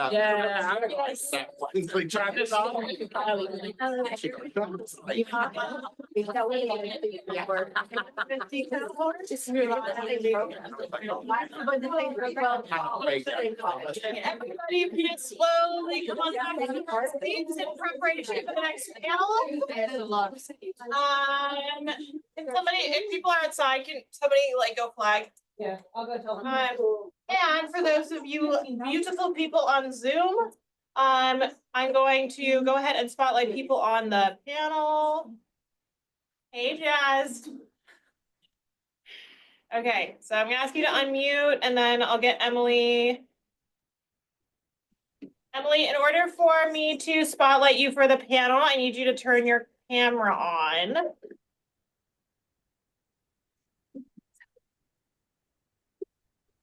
We got you unmuted. Okay, perfect. Okay, there we go. And then it's just Christy and Hannah. Oh, what? This isn't me. Hannah? No, oh my God, I was looking at the wrong one. I'm looking at the wrong panel. You're good, no I panic. mean, like, if y'all want me to get up and talk. Oh, so are Jazz and Emily not on this one? No, this is the wrong one. Oh, okay. Jazz and Emily, You're my good. apologies. There was a little bit of a mix up. You are on the next panel. Yeah. So we will see you back here shortly. So I'm gonna mute you and remove the spotlight. So thank you for being prepared. Okay. Entirely my fault. Okay, who do we need? Diana. Diana. Uh-huh. Okay, hold on. Hi, Diana. Hi, beautiful. Hi. Okay.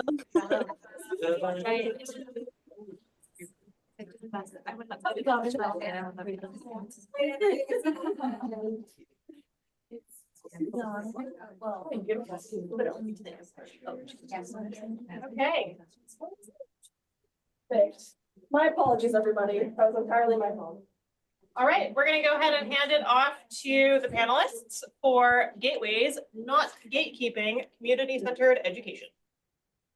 Yay. Hi, all. Thank you so much for being here. I am Diana Bradley. I'm going to moderate this call for you guys, this panel, but similar to the last panel that we just had, we really want this to be a conversation. So we have questions prepared as lulls happen, and we might like progress down that theme, but we're really hoping to just have it be a casual conversation too. Just as a little bit of background, I'm Diana Bradley. I am a metadata specialist in a digital archive at Florida State University Special Collections and Archives. I started out in a community college and worked my way to the craziness that is getting a PhD. So I work for the university I go to, which is very interesting. And I focus on museum and exhibition education and visitor-centered curation, so community-centered curation. And I'm going to pass it off to Annalisa so she can tell you a little bit more about herself too. Good morning, everybody. Quite literally, because Google told me the wrong time and I woke up 10 minutes ago because I live in Seattle, Washington. So it is 6:47 a.m. here. So I'm so sorry if my voice is a little froggy. So my name is Annalisa Sovereigns Reed, and I'm from Seattle, Washington, like I said, and I am an art historian and higher education professional. So I went to the University of Washington and got my degree in art history, but when I graduated, it was the Great Recession. And so I didn't end up pursuing higher ed until COVID kind of, everybody had to sit with their own thoughts for a while. And I thought, I want to go back and do what my passion is, which is education. So I have 2 masters, one in education, and I just finished my second master's in art history back in May. And currently, I am an independent scholar doing art history and accessible art history content.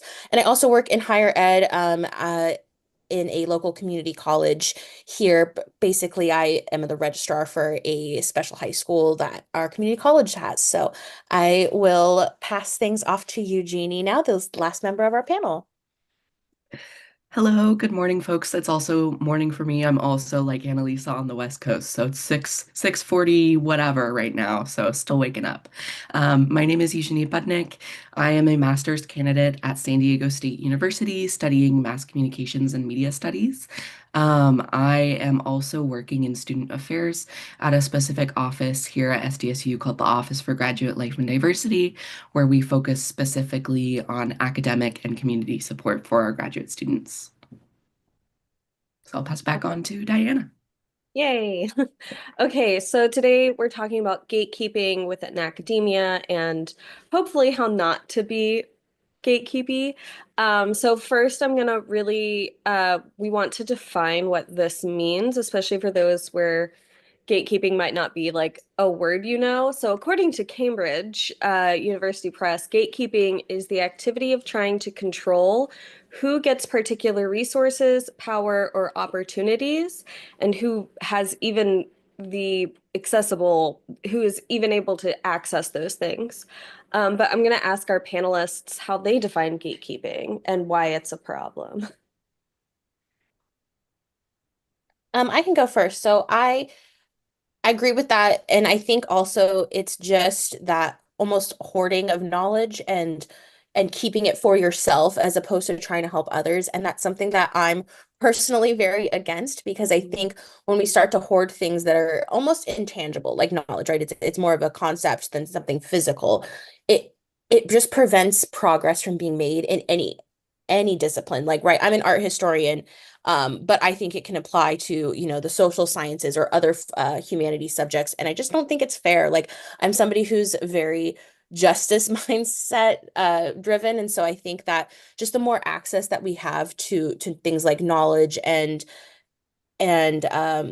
ways to move ourselves forward as a society, everybody should have access to, no matter what your background is. And I think even someone like myself, and I acknowledge that I do come from a very privileged background because, my parents were super supportive. I mean, maybe not at the art history at first, because I graduated high school in 2010. So that was like right before the recession was starting, but they at least understood that I had these passions and they wanted to help me move forward. But I understand that, like, I am in the minority in that my parents were able to help me pay for college, for example. And that's something that's very top of mind, especially in our economy today. And so I just think that gatekeeping is quite literally hoarding of something. Yeah, I think that's a great addition to the definition, Annalisa. For me, I kind of see gatekeeping as the limiting of opportunities to others. I think that's especially true. I am a first generation grad student. So, I came into undergrad being the first one and going into grad school being the first one in my family to do so. You come in and you don't necessarily know a lot of like the lingo or the like hidden secret. Like, I came into my grad program and I was like, I don't know what a conference is. I don't know what an academic journal is. And so I think that that can be a huge part, especially if you are first gen like myself.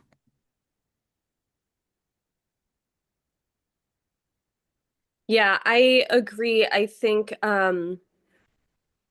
as another first gen college student, like learning how, then this goes into our next question about structures and systems. But I agree, I think a big part of gatekeeping is that like untaught knowledge of grad school, especially grad school, but like within academia in general, those things that we are not taught in a class.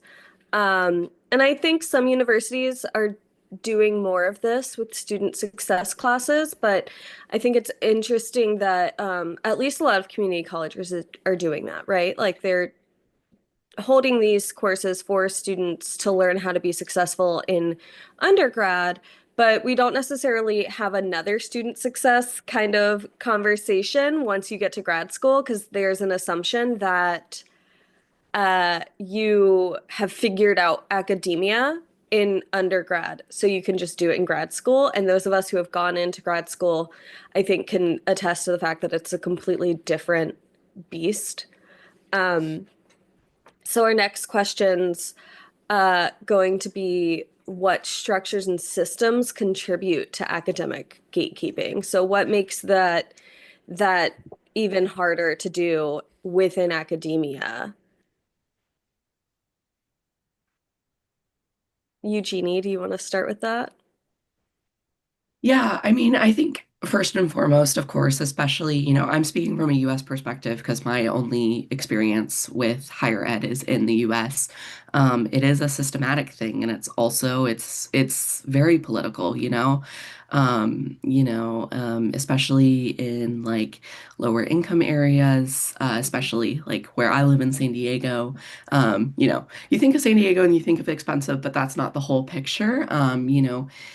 You're not really given these opportunities, and I think it really comes back to the first gen and the idea of this gatekeeping, and how it really limits even the idea that grad school or academia is possible for some of us. Like, I know when I was an undergrad, I was like, oh, I'm not going to be able to go to grad school. I don't know anything about this. I don't have those systems in place or those people who have the know-how who can help me get there.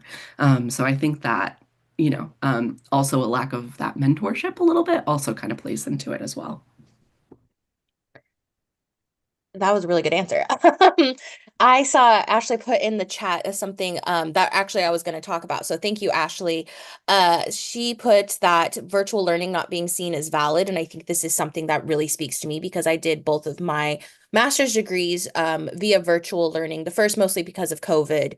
And then the second because I really liked the program itself, and it was based in Missouri. And I had connected with the head of the program and knew that that's who I wanted to mentor me.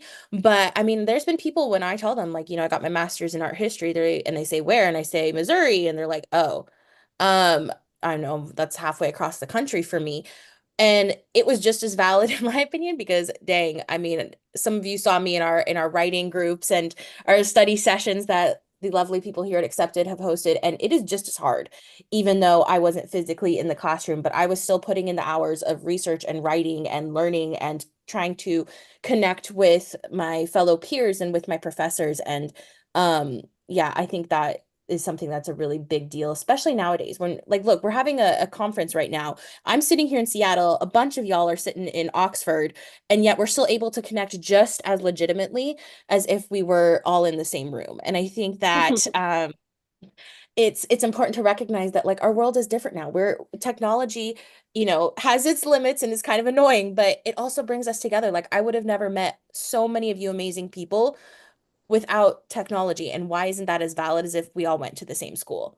And so I think that's a huge gatekeeping thing because I know there's definitely some more like old school and even newer scholars that kind of turn their nose up of like, oh, you're not on campus, then you don't count as a scholar. And my JSTOR account would like to argue that. Yeah, I think because I work in in the library, we have entire librarians that like their subject area is distance learners so that they can be a resource for those students. And I still think that's a huge part of a line for students when they are like in a completely different country or time zone. Even, we have even those librarians are still on the like 8 to 5 schedule of Florida, right? Like we're on the East Coast. So if somebody's, I just saw that like Singapore is 12 hours exactly behind us. Like if you're on an exact opposite schedule from your classes, reaching out to those professors is really difficult, right? So like not making sure that your school is providing that online access, I think is also a huge disservice to our distance learners. And I think this leads really well into our next question, which is what extent do we think elite networks or that like who can really shape access to opportunities or like set up barriers to opportunities in academia? Oh, I have stuff to say about this Yeah, one you do. because I think it's really important to know and know who are the scholars in your field who are making the big connections. And I'm not saying that their work isn't valid and we shouldn't be looking at them. But I think that also the whole, oh, if you don't know someone at a grad program or you can't get an email through to a prospective advisor, then you're essentially screwed. And I don't think that's fair because I think that, those advisors are and professors are inundated with emails, and I totally respect that.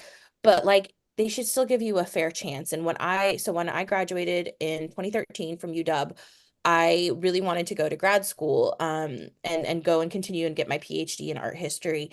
But there wasn't someone like Kaylin or Kate who had these like tips and tricks and how to get into grad school. And I had no idea. And I was still very shy. My high school that I went to was a one high school town up north, north of Seattle. And I didn't know how to make those connections. And I didn't know all of the scholars necessarily in the field. And since I had focused so much of my schooling, like, oh, you got to finish a bachelor's degree. So I have to focus on that. There was no one I could really ask. And like I had a mentor sort of, but he was brand new to the school as well. And so he was busy settling in. And so it just wasn't the right time for me to try and pursue that kind of connection. And yes, I chose not to do a PhD because of, financial reasons and the economy, but also just not knowing how to navigate that space, and who's who and how to get in contact with professors and even like how do I take the GRE, which is a whole other thing about gatekeeping and standardized testing that I won't go on about. But I think that it's just if we could all be a little bit more open with our research and who we admire and who we can get into contact with, like, oh, hey, I know this person, I can introduce you, then the world will be a better place because there's all space for all of our ideas. And you shouldn't be prevented from explaining them and sharing them with others with, just by who you know. Like it should be just telling everybody that, well, maybe not everybody wants to listen, but you know what I mean. Yeah, and to piggyback off of that, pardon me, I'm recovering from a cold. So, Claudia in the chat put something about gatekeeping also having to do with, your financial well-being. And I think that that plays into this directly. Because, I was someone who I worked all through undergrad in order to pay for my school. So there are lots of folks, who don't necessarily have the actual ability and the time to forge these connections and to do all of this outreach. And so I think that that can also play a big hand in the gatekeeping of, having that network because it takes a lot of time and effort to build up a network. And for lots of folks, that's just not doable with, all of the other stuff you have to do in order to survive. Yeah, I agree entirely. Um I come from a really rural area. My mom's a nurse, my dad's a mechanic. Like this world is so different from the world I grew up in.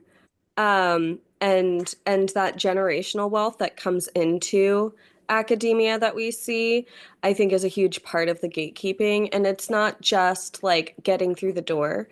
I was able to get scholarships and get here, right? But going to those events that people like that your departments host. Like earlier this week, my department decided to host a welcome back to all of our grad students and a welcome to our new students. And like come up with the opportunity for mixers for students to go to, but I have a full-time job. The only reason I'm in my PhD program is because I work for the university that I'm studying at, and it's waived because of a really great program in the state of Florida for now.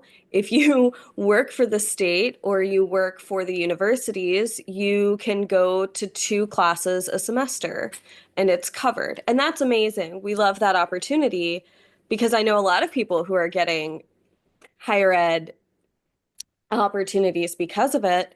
But the ability to, the invitation for that mixer that my department put out came the morning of the event. And I know that was just an accident on the organizer's part where she didn't realize she hadn't posted the event invitation.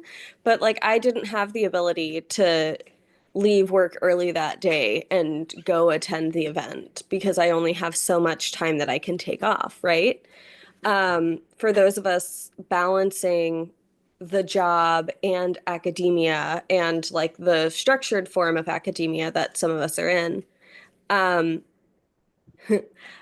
sorry, I just saw the chat. Why does it always have to be a bar? It's so true. But that like the ability to like step away from work isn't always there. And I think that also plays into being able to get better acquainted with our professors in undergrad to be able to get those letters of recommendation for grad school applications. That's a really hard part of it. Annalisa, your hand's up. Sorry. Yeah, no, you're totally fine. I just didn't want to forget what I was gonna say. Before my current role, I actually worked in the financial aid department of the local college that I work at.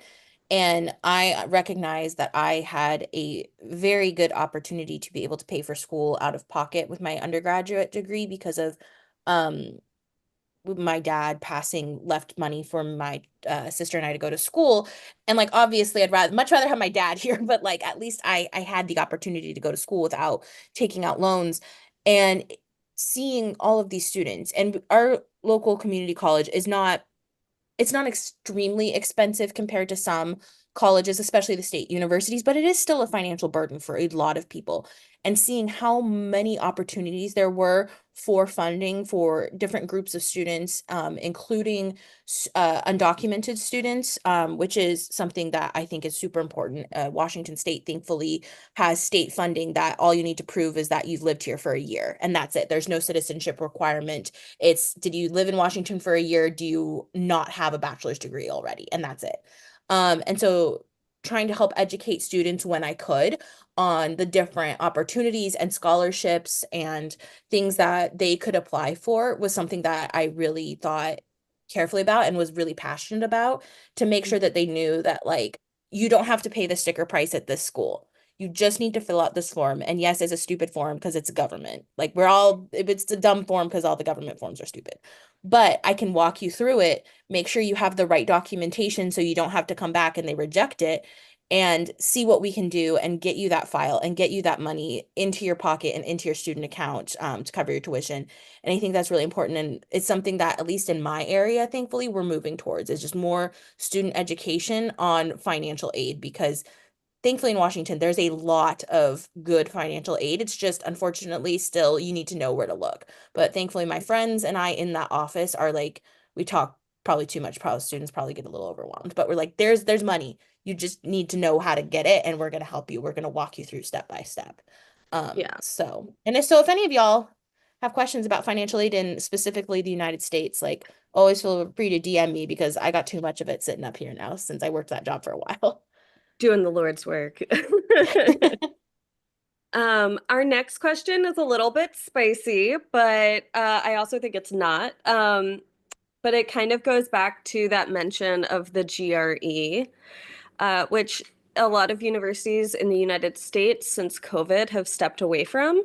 But I know, truly, as somebody with ADHD who cannot sit for a test well, can gatekeeping ever be justified under this guise of, quote, maintaining standards, or is that for in itself a form of exclusion? And I think there's a line here, and I think this is, yeah, the neurodivergent supports are so important, right? Annalisa, I know you have something written down to talk about this too, so I'm gonna pop this to you first. Yeah, I have a lot of feelings. I I think standards are still important. Like we have to know where the information's coming from. You have to be able to cite your sources. You have to be able to provide backup and background and justification for why you're making the claim that you're making. I think those are completely valid. And especially with the spread of misinformation and fake news and whatever you want to call it these days, especially in the United States, it's important to have that justification and that backup. So that idea of standards, I think, is still completely valid. Um, but I also think that standards are so rigid in some cases. And if you don't fit that perfect mold, then you're going to be outright rejected. But what about someone like yourself? You're very open about your ADHD and the accommodations and things that you require to be successful. And I think by ignoring that in the way that standards are sometimes set up to do, then invalidates your experience because you're sorry, I'm picking on you because I know we had a good talk about this on the when we were met over Zoom. Why would your ideas be any less valid just because you have to have a different accommodation to make yourself successful? And that's not fair.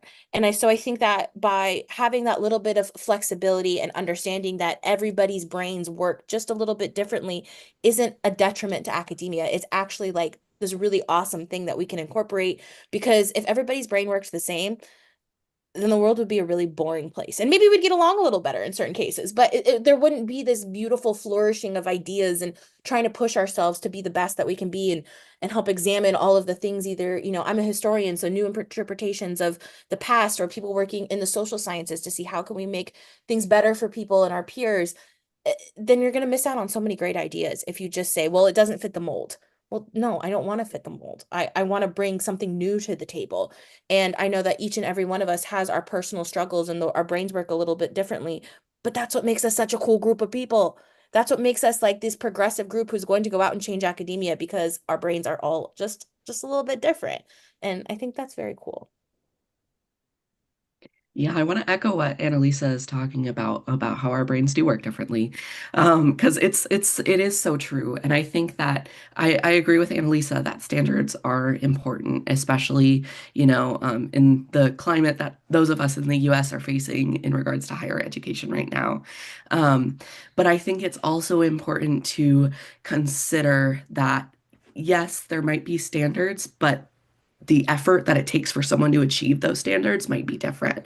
So for example, I have a chronic illness that affects my day-to-day life. So my energy levels might be different. And so how I, as someone with a chronic illness, the work I have to do and the effort I have to put in to reach those standards might look a little different than someone, who is like 100% healthy. So I think it's important, and I've kind of learned this as my first year as an instructor. You kind of have to individualize it a little bit for folks, but also, it's a delicate fine line between, having those standards and then also, having that grace for different people in their different situations. Right, 100%. I agree. And like we're saying, this comes back to our lived experiences, right? Like we know how it was for us. So if we are now in the position as professors or registrars or information specialists, like knowing that what it took for us to get to this level within academia and how we can help students find those resources, I think is exactly how we go to like pushing back against these gatekeeping ideas, because again, it's not about lowering standards, it's about providing accessibility, right? Like we're not lowering standards, we're just saying like, okay, here are these tools for you to use to do the work. And I know when 8 million years ago, obviously not, but like when Microsoft Word was like, oh, let us help you spell check that, people lost their minds because then you didn't have to do the work of knowing how to spell things. And as somebody with ADHD, this is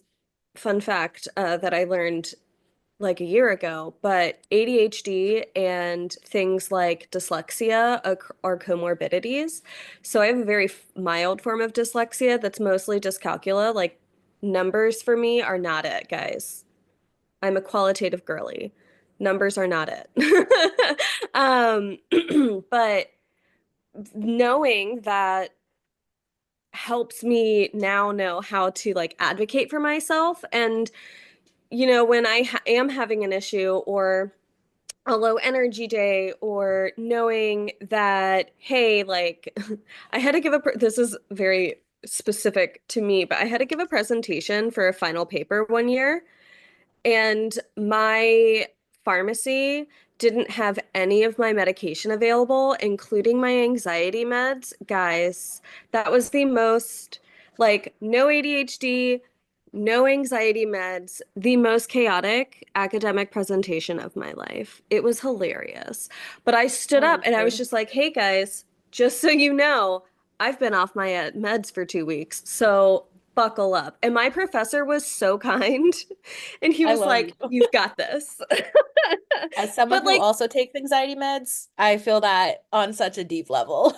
right. Like, I think for me, being so open is part of that, right? Like, it's part of the resistance against this gatekeeping. It's not that I don't care. It's not that I don't have the rigor to do this work. It's that my brain is like literally fighting against me on this. So just give me a second and we will come back around and we'll get to the point. And I'm going to have all my sources to back up what I'm saying, but like also we're going to have a fun time on this ride because the ADHD is real and that's okay. And I think, you know, I've stopped taking ADHD medication because I felt like it was slowing down my thinking process, but now that means that I have to have other things in place for me to support myself in this. Eugenie, go for it. Okay, sweet. So you mentioned resistance, and I kind of want to talk about that section because I'm wary of our time, and I know that we had such good discussion. I love it. But the resistance to gatekeeping, I know, you know, Diana talked a little bit about that individual resistance, the, you know, kind of being open about your struggles. I think that that's so important. However, I want to talk about resistance from the institutional side, actually. So at my university, San Diego State University, we, out of student activism, uh, fought the university to have a department made, the department that I work for, the Office for Graduate Life and Diversity, where this support for graduate students, you know, because traditionally, as Diana said earlier, the idea is that you come into grad school having it all together, knowing academia, you know, being able to just like girl boss your way through. But that's not always the case. And so our office, our department was created out of this activism to have a space within the institution to provide the academic support, to provide that social support and that networking opportunities for students who may not have it.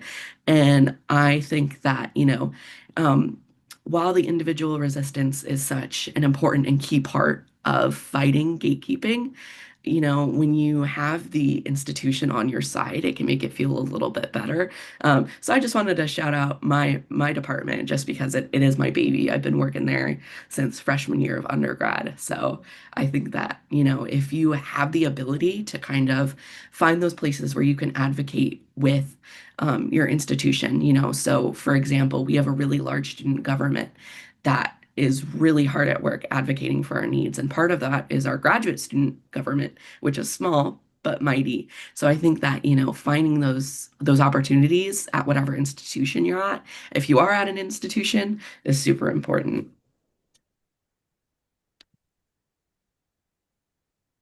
I fully agree with that, Eugenie. It's interesting. So my undergraduate degree was in history and religion, and then my master's degree is in art history.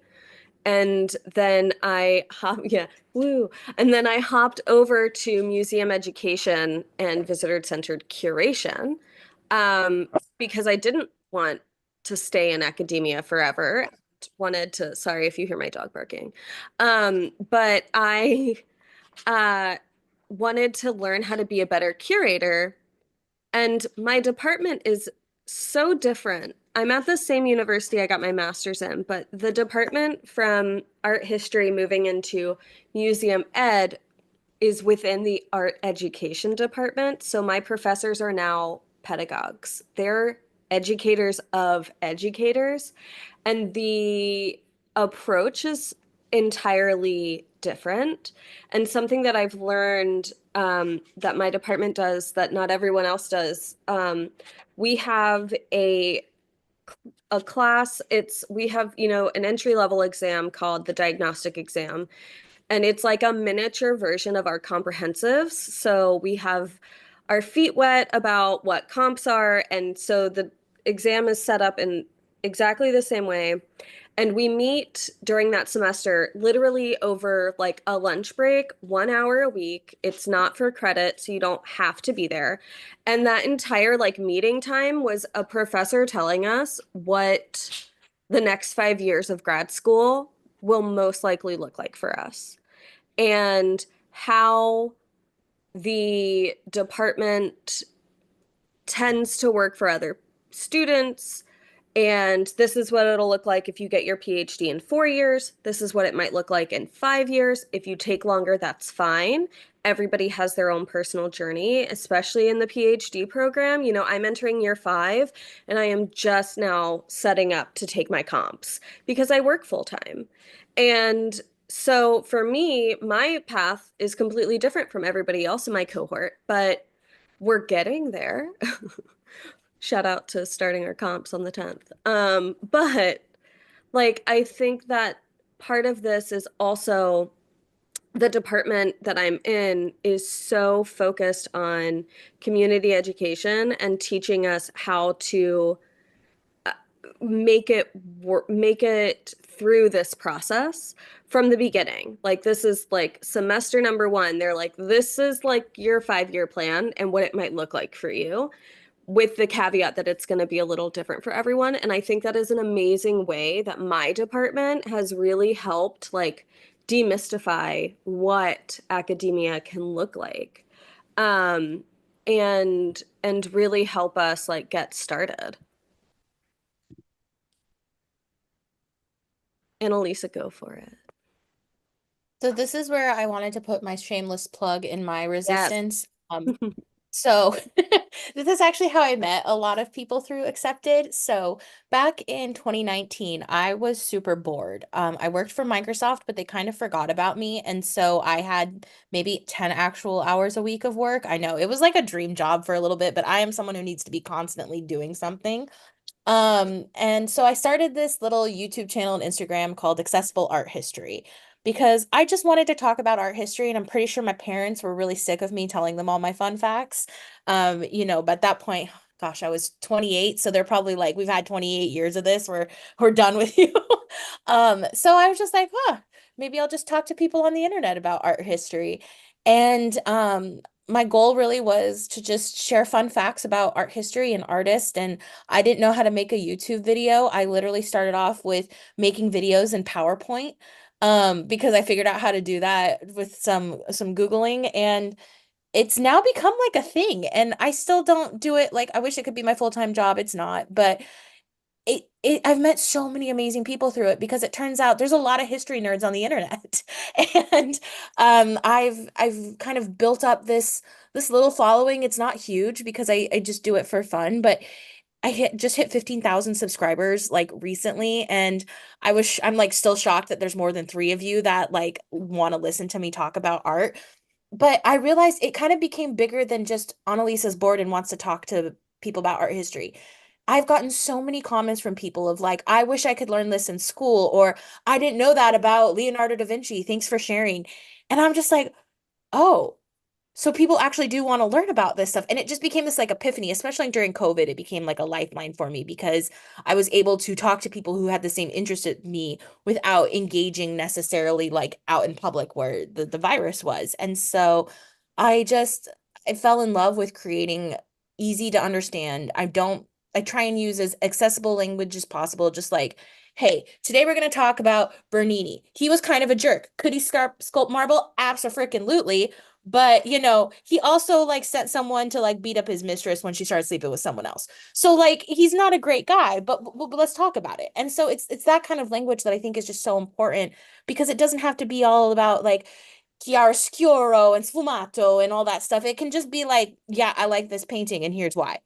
And then you can kind of introduce those concepts in a more friendly way. And that's how I also approach my teaching, because like, especially kids, oh God, I sound so old, kids these days, when I taught freshman art history at a different college, they didn't care about those things necessarily unless I phrased it in a way they can understand and connect with. And I think connecting with the material is so important, because art and history, they're just the gossip stories of the past. Like, yeah, you can be all highbrow about it, but like I saw someone put in here like, Caravaggio murdered someone. I'm like, yeah, who doesn't want to talk about that? We all love a true crime moment. And let's bring that into the conversation because it's important. And so, yeah, little shameless plug because I figured out that the internet is actually can be a pretty cool place sometimes. And so, yeah, thank you for all the nice messages too in the chat about reaching 15,000. I was like, literally thought like 3 people would care about what I care about. So, yeah, I'm really glad and it brought me here because I figured out I followed Kaylin like back right before she got into Yale, and that's how I met all of the rest of you. And so yeah, internet's a pretty cool place. Well, Annalisa, first of all, congratulations on your subscribers. That's huge. And I think you bring up such a great point about, my undergrad was in journalism, so breaking down complex content to share it with the public in an engaging way is like that's also my little baby. This fall in my department, we're putting on a workshop on how to talk about your research on social media, and so if you're someone who you're already doing that, such as Annalisa, or such as, I know we have lots of different folks in this room and on this Zoom who do that, connect with the people in your cohort or the people in your department or even outside of your department and kind of, share that social media knowledge and that communications knowledge that you might have, because it can be really useful and not everyone has that know-how or that background. So congratulations again, Annalisa. Yeah, I think that perfectly segues into like how we can move forward.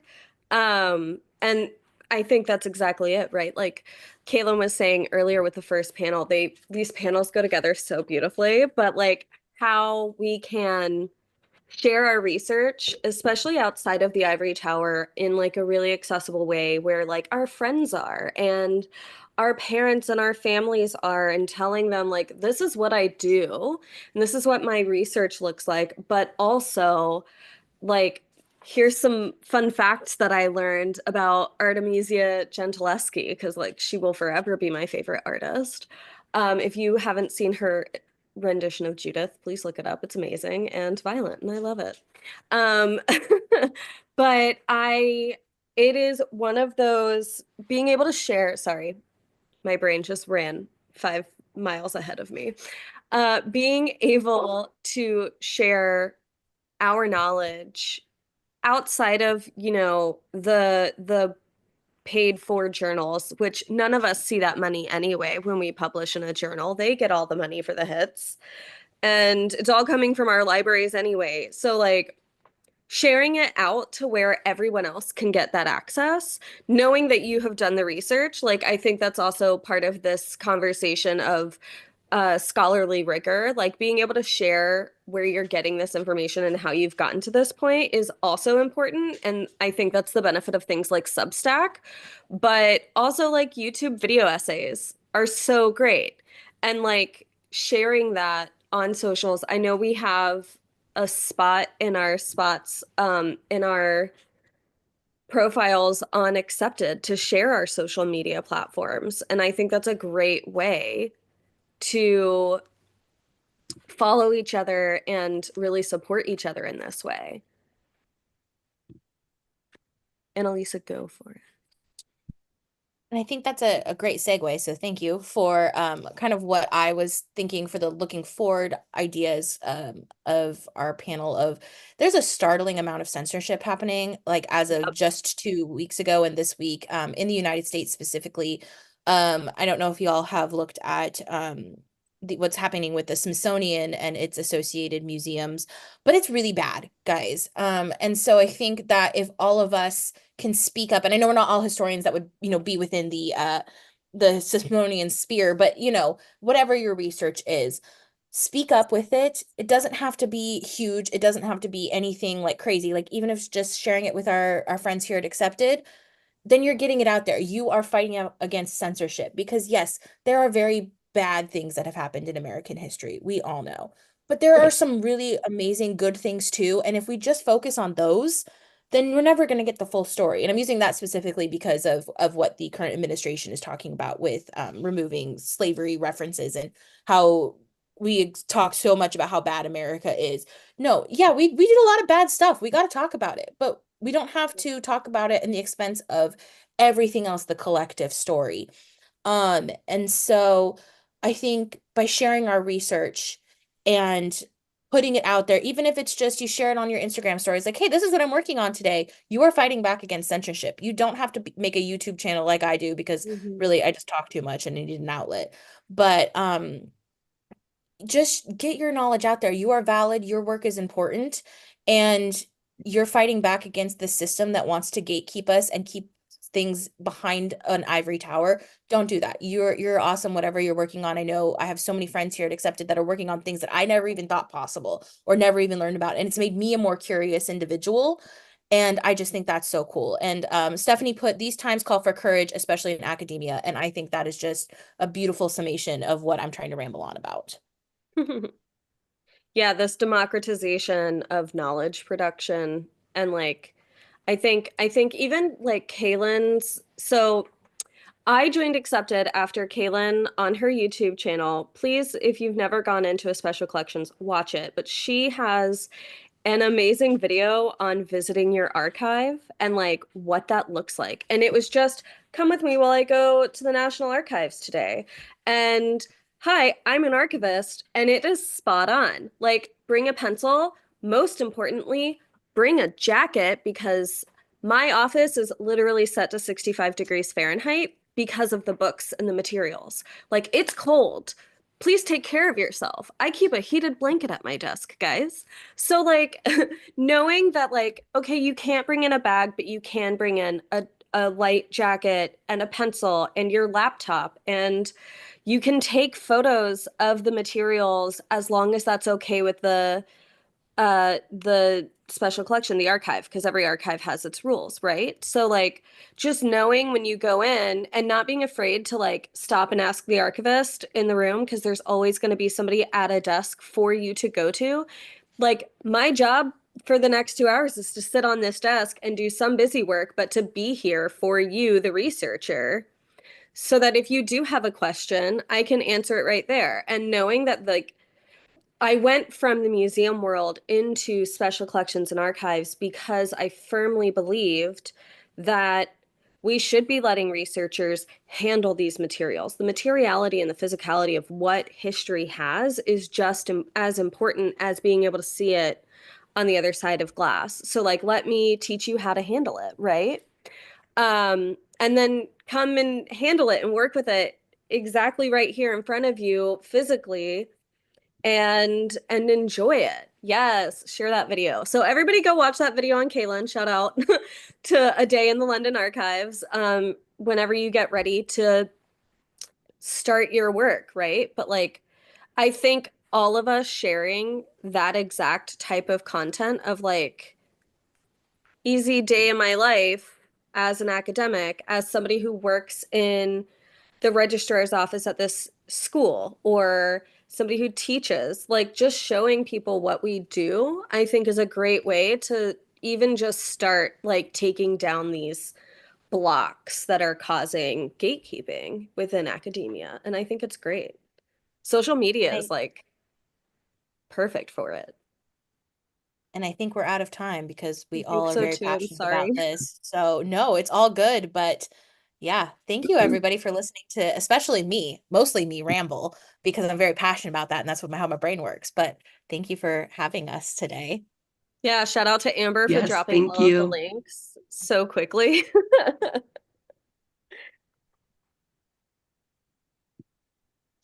Thank you all. I'm just gonna quickly, we're gonna take a break.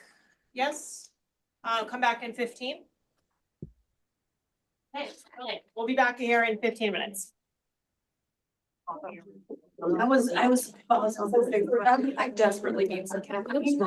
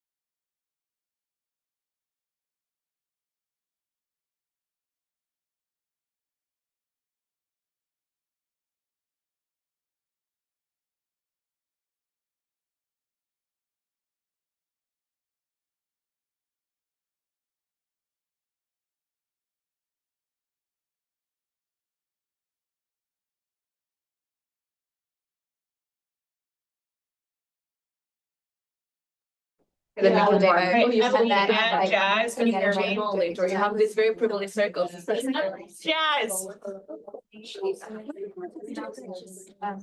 Online, not in person. Or like suffer from mental health, and they're like. Okay, Jazz, ready. Stacey, you better get yourself up there. No, it's supposed to be here. Okay. That somehow kind of, I don't know, intruded in this. It's your moment, right? Okay. And everyone else.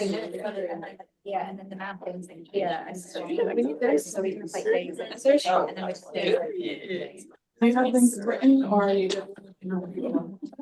I have like a. I have like. It took like. Yeah. Exactly. Like, But so- reschedule. Okay. On the same. Yeah, okay, you guys are set. I haven't heard it. You know that. Now this is by our. Okay, so let's babble and then we'll start pulling. It's like Oh. Sorry, I heard about our. Oh, yes, yeah, we were, she said that she wants to write like a piece of. No, I was like, hey, gosh, I don't know. I like to just like, it's like, I need to understand. Yeah. So it was, I love that there's a lot of things about academic sessions. I haven't read one and I was together, like, yeah, they do. Always saying, and then like the more I priority, I cannot. It's just, like, you know, there are these two students that go into or like a recommendation letter and that's like that. Oh, they went to go get a drink, that's why. You know what? They went to go get a drink, so they'll be ready, they'll be back. Oh, maybe 2 days a week. It's a story about like someone that just that I was doing in my office, which I haven't finished yet. And I got a standing pass, but I still think I'm gonna work. You know, their PhD and then my. I got, so I'm gonna work, I have a subsection. Which is the dining room table, which might have still good. I mean, here's Weird how that works. So you can, yeah, I really did. I mean, they're both in my living room. I was like,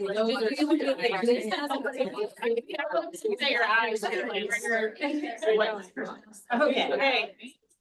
Well, I'll do that. Here, baby. Hey, careful. Why are you sitting at the front?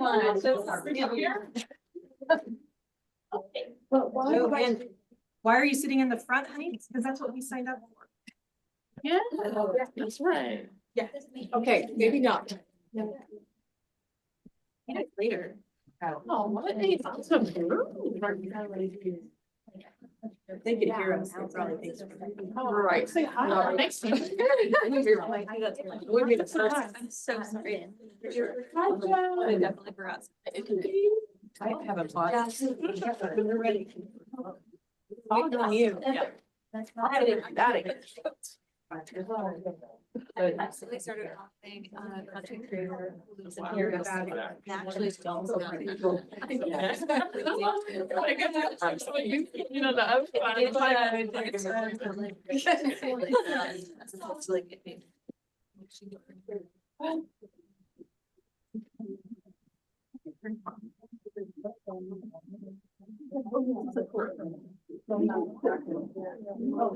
Just put it down. it will, but like, oh, it'll like it. Put out the window. Don't do This spring, Right.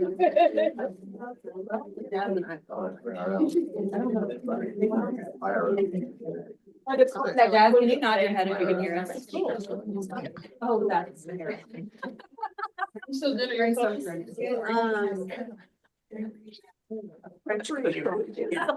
I did get a few though. Okay, yeah, you just want to double check. No, let me just change the slide. yeah,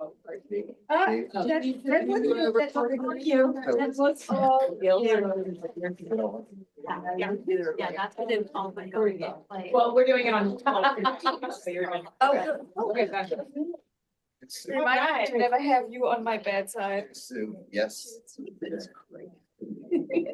Want me to do it?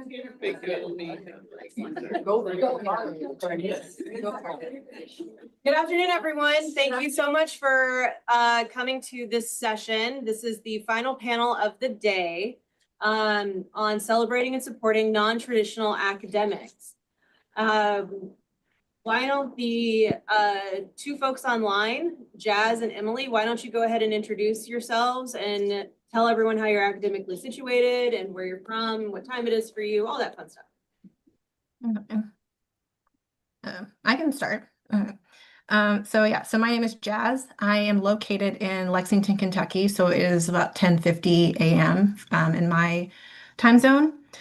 I actually am born and raised here, but I went to college in Los Angeles. I studied, my AA was in fashion design, and then my bachelor's was in apparel technical design. So my background is sort of like garment engineering. I accumulated like 10 languages in my repertoire, so I'm multilingual. And I eventually, through my experience studying abroad, and then I lived in Germany for about a year as an au pair. So using those experiences, I realized how important that foreign languages are really, and cultural competencies is really important in any global industry that you're a part of. And of course, the fashion industry is a part of that. And so I ended up founding a nonprofit organization called Multilingual and Philanthropic Incorporated, where I'm basically a private tutor. I am now a German teacher, and I also do independent research in psycholinguistics and second language acquisition, developing my own sort of method of effectively teaching a language. Yeah. So, and then also one of my hobbies is I am also like a part-time like Bible scholar. That's just something I just love to do. But yeah, that's me. Jazz. Jazz. Yeah, you just are the coolest person. Okay, so I'm Emily. I'm a doctoral student at the University of Texas in Austin, and I study learning disabilities, reading disabilities, hence the sign, read books.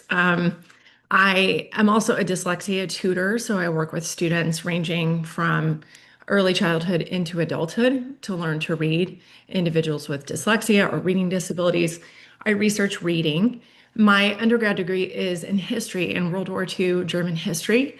So I feel like situation in America right now is very much what I have studied in the past and a little concerning. My master's degree is in special education, specifically in dyslexia. So I'm in Austin, Texas, as I said. I'm in my 4th year of my program. It's supposed to be a 4-year program, but it will likely be a 5-year program because I'm a single mom. I returned to school at 47 years old. So a lot of life experience, but also a lot of life that, goes along with being a full-time student. So just kind of taking it all day by day, trying to get through it all, but also trying to maintain my strong passion and involvement in advocacy for individuals with disabilities. Thank you both so much. Emily, God, that was so cool. Joe. My name is Joangeli Casper, and I also am in Texas. I live in North Texas, 7 miles south of the Oklahoma border. My PhD I'm getting it from Texas Wesleyan University, and it's in marriage and family therapy. I got my undergrad degree in California at Cal Poly Pomona in behavioral science. I have a minor in criminal justice and in dance. When I got put in North Texas, didn't willingly go, I got my master's in counseling and development, and I'm a licensed professional counselor. I too work, and I didn't go back to school until my kids were in college, and I always told them I would, and I did. So my program is also 4 years, and I'm getting a PhD, like I said, in marriage and family therapy, and it goes year round. So I'm working. I came back to school. I'm 60 now, and I am running a nonprofit that is called Grace and Pride, trying to help LGBTQ plus kids And my topic of my research is how I'm exploring how solution-focused narrative therapy impacts Christian parents and their acceptance of LGBTQ plus youth. And it's mixed methods, so I'm doing all the things. So, so that's me, I think. I'm married. My husband's here too.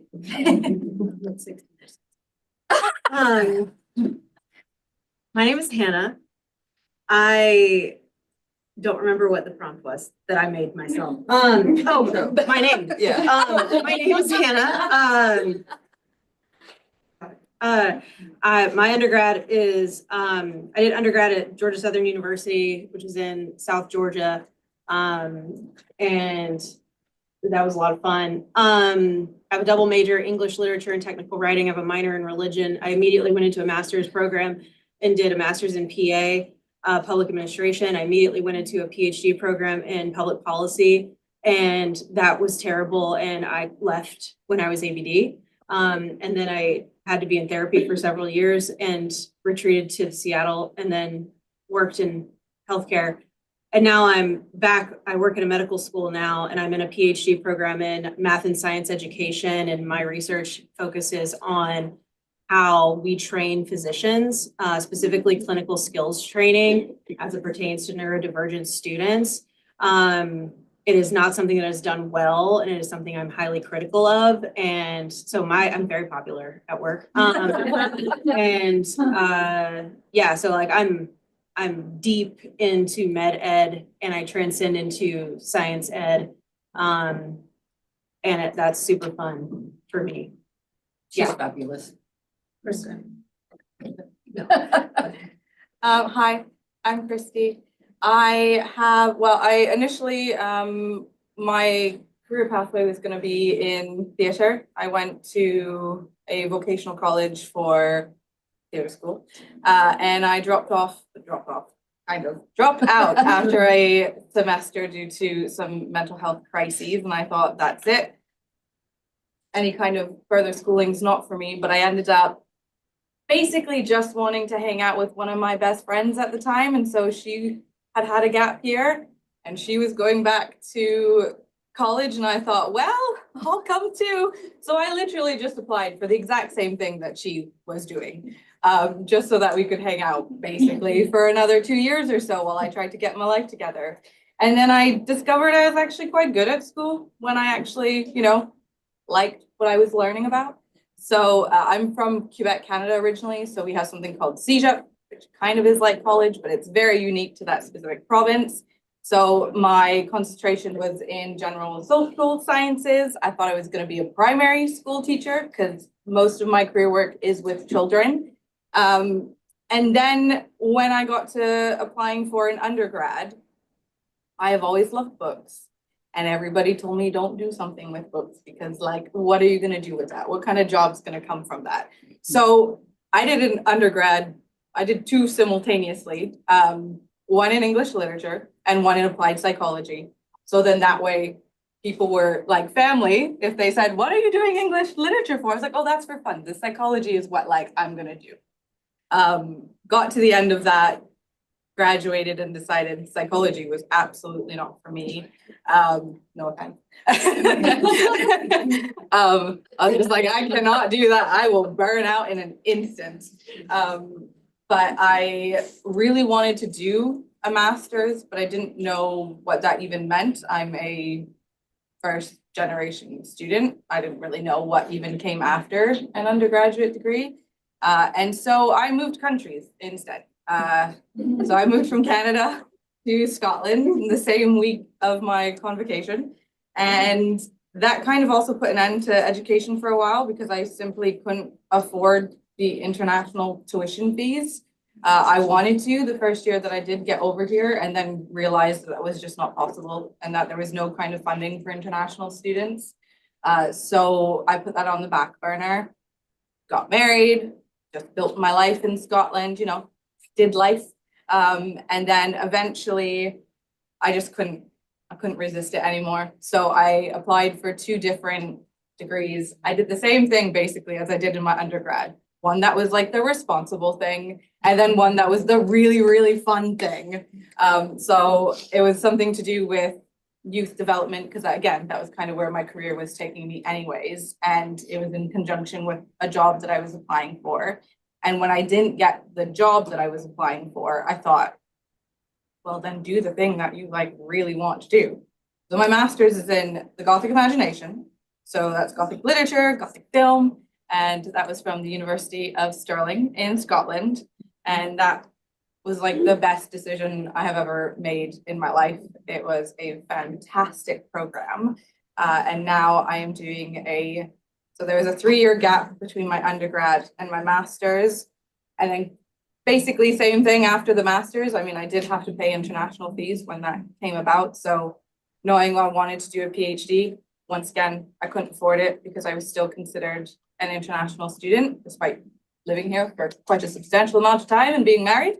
And I just kept doing my research because I loved it so much and discovered that independent research was a thing. So I did that along with working as a children and families worker. And then eventually something came up regarding a PhD program with somebody who I had always thought of maybe doing it with as a supervisor. And things just really fell into place. I got really lucky in that regard, that the things worked out the way that they did. So 4 years after my master's, I started my PhD, which is a 4-year full-time program. And my PhD is in English literature. So yeah, and I live in the Highlands, so that's me. You're too cool. Yes. We had a miscommunication about how long our session is, so we're going to kind of combine the next two facets of our talk. So we were going to do a whole segment on leveraging life experience, and then we were going to give you our 5 top tips on what we think it will help the transition if you are starting grad studies outside of or even undergrad as a non-traditional student.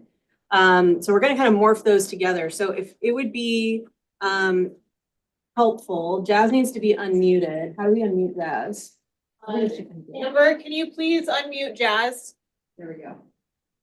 Emily, would you like to, or Jazz, one of you, would you like to kick us off with your top tip and how you are leveraging your life experience? Okay. I think for me, in terms of like leveraging life experience, was originally like I didn't really feel like I don't know why. I just felt like at that point I was like, I think I'm kind of done with school. I wanted to kind of live my life a little bit, maybe make money.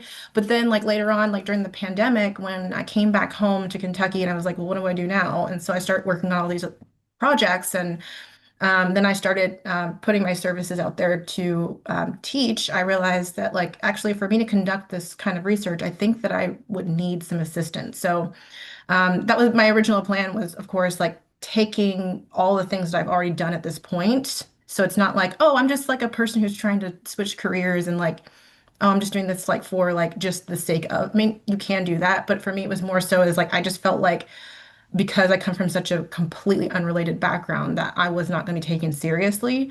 So I was like, well, I'm going to do all these things and I'm just going to put all of this into something in writing so that by the time I'm ready to apply for my master's, I'm able to have something tangible that I worked on, or all these theories that I had, it was written down. And then just finding a way to kind of combine all of the things that I had already had learned. And my biggest thing was just making sure that like it's just again taking advantage of the time that I had at that point because even though like now like before I decided I was going to apply, my boss offered me a job, so I work for a circuit court judge. So it was more of like okay, it was more okay, so I'm going to kind of use that time because it's a pretty easy job using that time just to time block and put in my resources or put in time to work on my research. And my biggest tip for anything is just really, I am a Google Calendar fiend because I am a highly sensitive person. I'm on the spectrum and I am hyper focused. I constantly like to go off on like I just like to like there's just little details or things bother me. So like for the most part, like I have to know what I'm doing for the day. I like structure. It's more of just like I know when I'm doing yoga in the morning. I know when I'm watering my plants. I know when I have time to do whatever it is that I specifically need to do in terms of like research. I know when I need to go to work. I know when I need to run. Like I know like when I'm gonna have time, like I schedule an hour for like free reading and things like that. Um, and I completely block off my entire day on Sunday. So just mostly for me is that like I just feel like you don't have to be rigid with your structure. It's more so as like I just need to know, like have a general outline of when I'm gonna get things done. I mean, I have so many things automated. Like I have a smart water bottle that tells me when I need to drink water. So I have alarms to tell me when I'm supposed to eat. So because I will literally lose track of time because I hyperfixate. So that's kind of like where my background kind of comes in. But I just think that even in my own personal spiritual life is I think that nothing is really wasted in God's economy. So I think that there is a way for me to combine my background in fashion and kind of maybe put that in perspective of like teaching companies how to speak a certain language, cultural competencies. That's kind of like a back burner project, but that's something that I can combine along the way as I'm kind of continuing my own education, just now and then also in the future. Okay, so for leveraging life experience, what has really been helpful for me is when we come into a program, we often want to research everything. It's like, all of this is interesting. There are so many ways that I could go, so many directions. So I was really clear about who I wanted to work with. I want to work with students with disabilities. I want to work with teachers and helping prepare teachers for working with students with disabilities. So I took all of my experience and all of these questions that had come up for me over the years as being an educator, and I created a research roadmap. And so every time I think about taking on research, including even my qualifying project and my dissertation, everything has to map onto that research roadmap. Does it connect to this? Does this build a program of research for me that will allow me to go into a faculty position, continuing to do what I want to do? And so I think it's a really important idea to be really clear on what you want after your program as to the best of your ability, because sometimes we don't know coming in, but know what you want. And then every decision that you make about, should I work on this project? Should I research this? Should I join a paper with someone? You need to think back, does this map onto my research roadmap? And that will help keep you on track because we only have limited time. And speaking of limited time, one thing that I did and my advisor helped me do is we created a plan knowing that every week has 168 hours in it. And then what we do is we backward engineer every hour through the week and we think about, what does this look like? And I created something in Canva that I'll share with y'all, and you can open it and take a look at it. And there are non-negotiables. There are things about family and friends. There are things about taking care of yourself. And then there are things about research. How much time do you have to research? How much time do you have to write? How much time do you have to do independent research? And so it kind of ties into the research roadmap as well. It's like, think about every week and how many hours you have in that week to keep yourself on track. So there's a blank version. I created what it looks like for me in this Canva template, kind of like, this is what my life looks like. And then there's a blank one for you to kind of fill in your hours and think about, like, how many hours do I actually have in a week that I can use? And then how many do I have that I can do other additional things that support my research roadmap? Nice. That's so awesome. Thank you so much for sharing that in the chat. And we'll make sure that it gets downloaded and it's available for the in-person folks as well. Great, thank you. Wow. So Emily's version is great. I have kids that are adults, and when COVID happened, one of them is graduated and one of them is having a double major. And they both live with me along with their partners. My youngest is trans. And when Emily mentioned about leveraging life experience, when your kid comes to you and says, oh God, okay. Mom, I'm sorry, I'm gay. And do you still love me? And does God? And I'm a leader in a church, and my kid wanted to die and thought that God would never love them. So that was underneath me actually going into school. I went back for my PhD because my husband is 68 years old and he is going to retire, and I needed to be able to make money. And even at what I do, I don't make near as much as him, which is sad. So I thought, I'll go and get a PhD. I'll do it in marriage and family therapy. I know this stuff. It'll be fine. But then we got kicked out of, then we got kicked out of our church, which was fine. It's been a whole journey trying to make sure that my child has what they need, and also lose a community because we had been there for 25 years. Live in a part of Texas that is hateful, and then have this kid come back home whose mental health is fragile, to say the least. They are moving in next year, and thank God. And they're moving to Minnesota because as a mom, I just want them to be safe.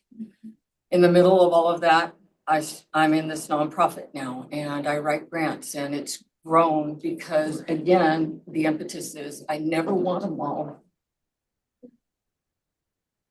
I never want a family to lose their kid because they think that they're not accepted. And we lost one last year in our community. And I've had the privilege of working with that family, and they're giving back, but it's still horrible. It's horrific. And so there's a lot of passion in what I do. And and working with parents that they can't talk to their pastor, because if they talk to their pastor is going to tell them you need to get rid of your kid, or the kid needs to, and we love the sin, we love the sinner, but we hate the sin, and I can go down a rabbit hole. But these parents need help too. I needed help. I didn't have any place to go, and so I, as a first generation student, I learned if I don't have what I need, I'm going to figure out how to do it, and so that's what I'm doing now.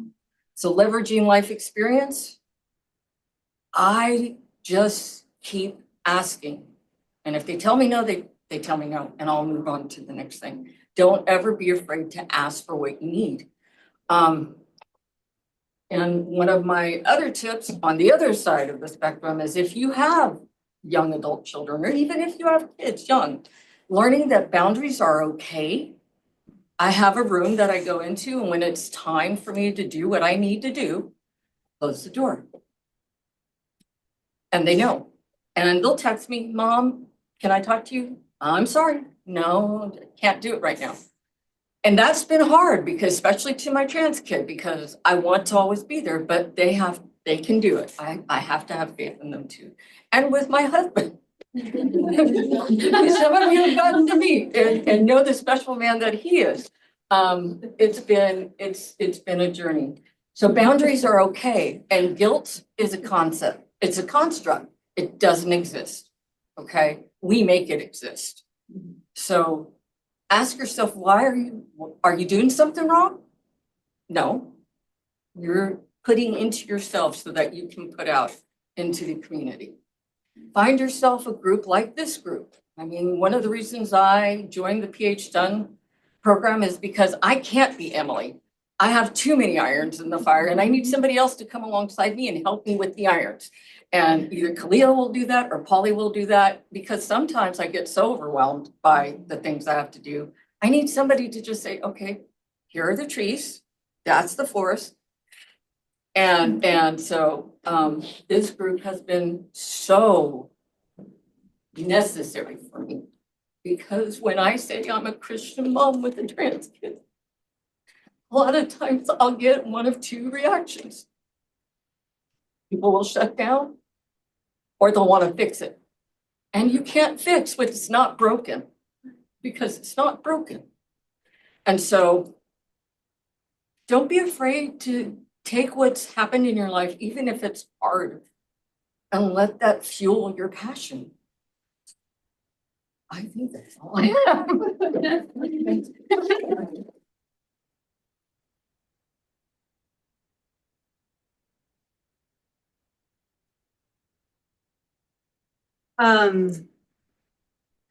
I'm sorry. Okay, my life experience and my thing, here, I'm gonna skip the life experience part because mine is weird, but. Now I wanna hear, now I wanna hear. Very weird life. I don't have a lot of time. And I know we all say that, right? No, she doesn't. I have very little time. I am in my last semester of coursework. I take a lot of classes because I expedited getting through my coursework so I could get it behind me. I have a full-time job that I usually work 50-ish hours, 60 hours a week at. I have 2 young children. My husband is a man. No.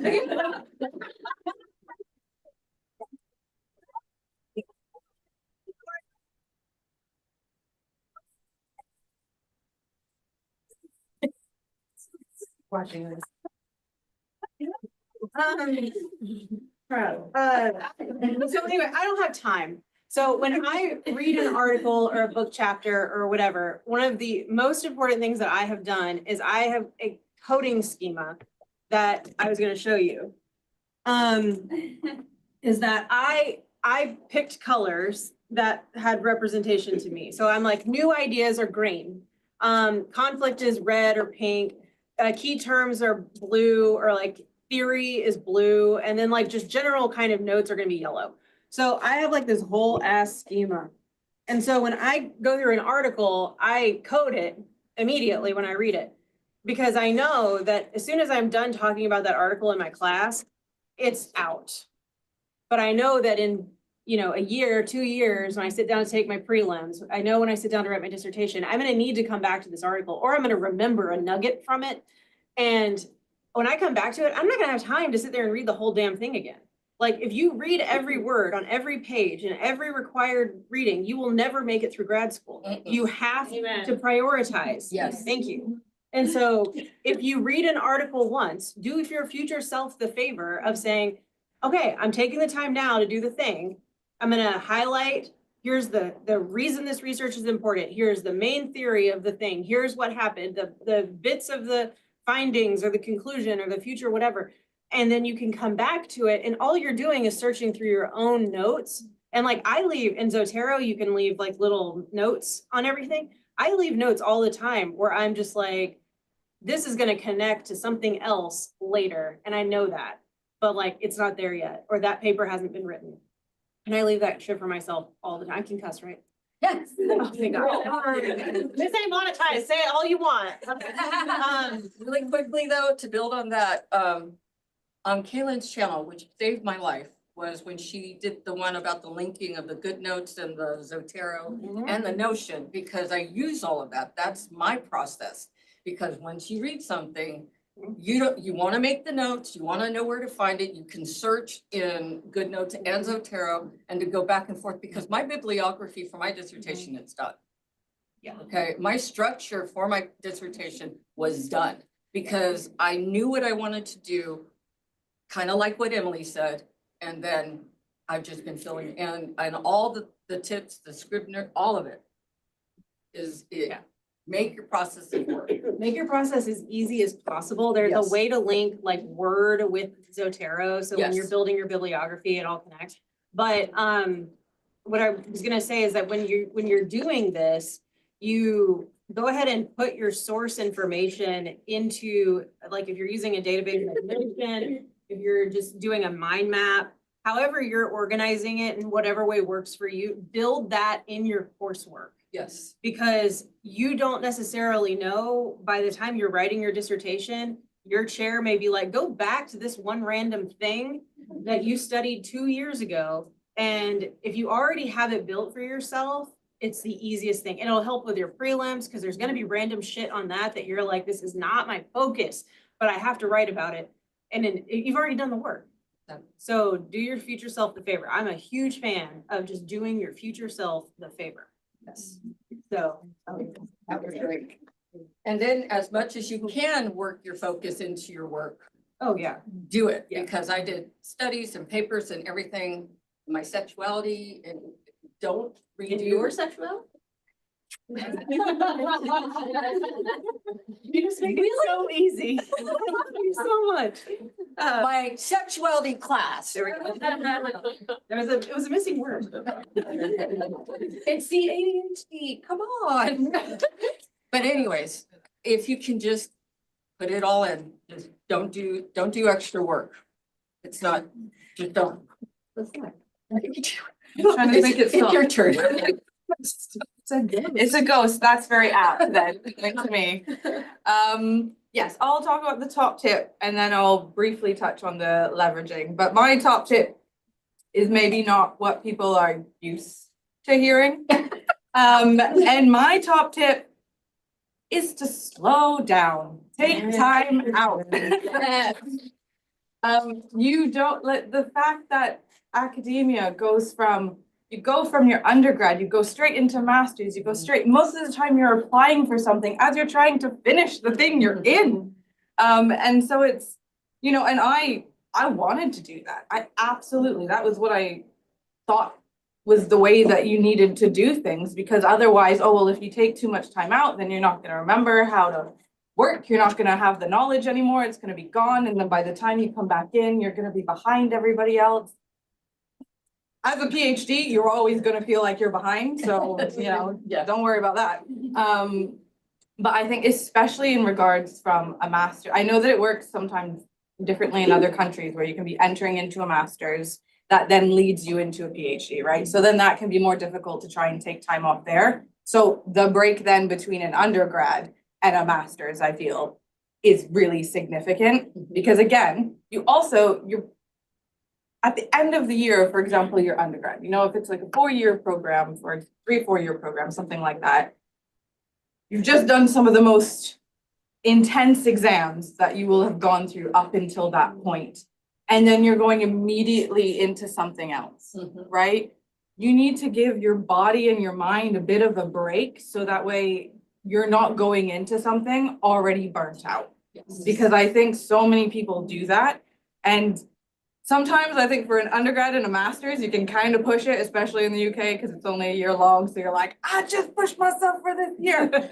But then if you're, you know, if it's something that's 4 years long and you're going into it already on an edge of like, I'm exhausted, that can be very, very difficult to then face when you're in it, rather than giving yourself the time to take that break and enter into something in the best place that you can then be entering into it. It's going to have more resilience for you there. You're going to have more momentum and determination and excitement and motivation that will be able to keep that momentum going as well as you progress further and when things can get more challenging. Whereas if you're hitting that challenge early on and you're already feeling quite, you know, a little bit tired and exhausted, that's going to be eating away at the resilience a lot earlier. So I think that it's really critical in that regard for rest, but also there is a leveraging that happens here in that, especially for PhDs, the situation is very competitive, let's put it that way. Applications are very intense. Again, I don't know how it works in other areas, other countries, for example, but in the UK, funding, etc., is very difficult to come by. And so any kind of thing that's going to put you a step above that kind of base level expectation is going to put you in a better standing to either one, get into that program, or to potentially get that studentship funding opportunity, etc. So it's not only about taking the time to rest, but then taking the time once you feel like you have rested appropriately to then use the time that you have before going into the next thing wisely. So, I mean, as I mentioned, between my master's and my PhD, I did independent research for, say, 3.5 years. I had the gap of 4 years. I probably should have done 3 and then let myself fully break when I knew I had the PhD on the cards, but I had work and I didn't want to let people down kind of thing. So I was borderline going into the PhD burnt out, which is why I say this from experience. Because you need, if you go into something and you're already at that like last few, it's gonna be a struggle to get yourself going to the level that needs to be done, especially if you have no idea what you're doing, right? It's a whole system of figuring things out, but it's also crucial because in academia, if you then decide afterwards, say you have your PhD and you think, you know what, academia actually isn't where I want to be, might want to go into industry, etc. If you spent 10 years of your life, for example, only in academia, you have no job experience on your CV for those industry jobs. And so that's when you get the situation where people have doctorate degrees and they're applying for hundreds and hundreds of jobs and they don't get anything. And they're asking why. And that's because you need the life experience as well as the degree and the knowledge and the learning that comes from that. But also that life experience is going to make you a better scholar. You're going to know yourself better. You're going to know your time management better. You're going to be having those boundaries, especially if you're, again, an independent researcher, if you're working full time and then you're doing your research part-time, you need to balance your priorities really well. So then when you get to the level of a PhD, you have that structure there, you know what works for you, but you also have that flexibility of knowing that sometimes you need to make those shifts. And so you have that experience already built into you to then, again, apply that within the degree itself. And I think that it's really important. I'm going to switch to the leveraging aspect, and that experience that you get, you're just living your life in those gaps and figuring things out, is then something that I think isn't just a leverage for you in terms of how you approach your degree. And I think that this speaks to this community in particular, but allows you to then hopefully support and help others oh crap. No, I'm not gonna do it. You won't see me, Chris. Yeah, no, because I think it's really important that, as somebody who I've gone through various mental health crises during education, I've gone through various disability diagnoses, and, life is hard. And so and academia is hard. So if there's a chance that your life experience can make somebody else's experience that little bit easier, makes it all worthwhile, So that.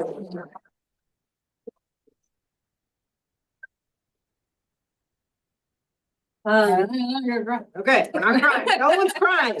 Nobody's crying over here. We created a resource for y'all, and we'll make sure that it's distributed through the Circle app so that y'all can get it. But it is our recommendations on ways to access resources, especially if you don't have a university affiliation, things like that. Oh, yeah. And so you can thank Christy. Christy made it pretty. Yes, we did. But we have 2 minutes. Does anyone have any questions? Oh, that. She just said she loved it. I loved it. Yeah. Any questions, or in the chat online in the community, if you have a question? Yeah. Feel free to comment. Someone said, can we take the phrase in behind others? Yeah. Behind others out of our vocabulary. And that sparked a thought that you are only in a race with yourself. Yes. Yes. Like you are the only one that is in competition with you. You might be competing against other people for a spot in a fellowship, but like every day when you wake up and you're working on your research or whatever you're at in your program, like you are just doing the best you can for yourself. And that's it. And to add on to that, in terms of being who you are is important, and the only thing that you can share is who you are. And learning to realize that you do have merit and you do matter and you do belong in whatever program you're doing. You're the only person who can do that. You're the only person who can do what you do. Look at us internalizing shit we learned. I feel like, but I honestly feel like kind of like what I think what Christy was talking about, like with, your experiences and what you're doing right now. I honestly think that it's important to be good at like more than one thing than just being good at one thing. I always tell like undergrads, like when I meet them, they're like, I'm going to go into engineering and then I'm going to go to this. And I'm just like, you don't have to be just an engineer. Like for me, like, yeah, I went to fashion school, but it's more of like, but I developed other interests that I thought were relevant. And then also like my favorite pastime, like I said, is I love like studying the Bible for some reason. It's not like I'm not like a really super religious person, but for me, it's just more of like, I just want to know like about God's heart and why he has done the things that he's done. It's also helped me connect with people. My best friend is an Episcopal priest, and she, because I still it's funny when I tell people, she, who's like my age and has tattoos and is a real person, we literally just sit around and talk about like the evolution of white Jesus because we just love scripture, you know, like these historical aspects. It just all makes you more well-rounded. So you're not just like the only thing I know how to talk about, the only thing I know how to research is this one thing. I think Joe just founded your fan club. It is 4:30 on the dollar. That's amazing. I'll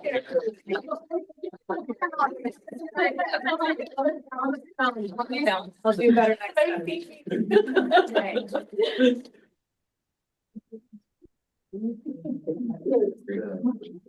It's your trash. I don't know how much. That's my shoe. Sorry, Hannah, what are you like today?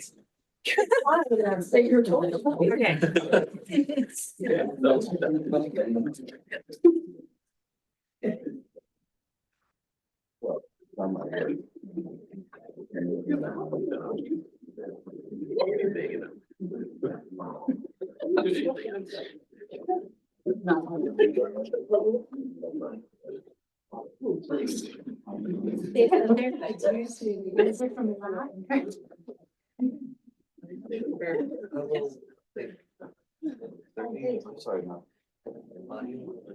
Electricity. All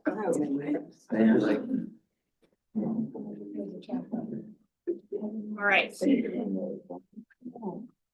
Jumping.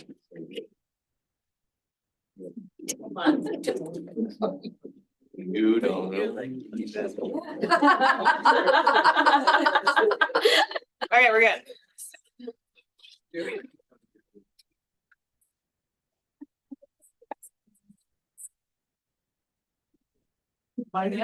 Thank you, first and foremost, to all of the panelists who participated. And especially to Katie for organizing behind the scenes. They did also.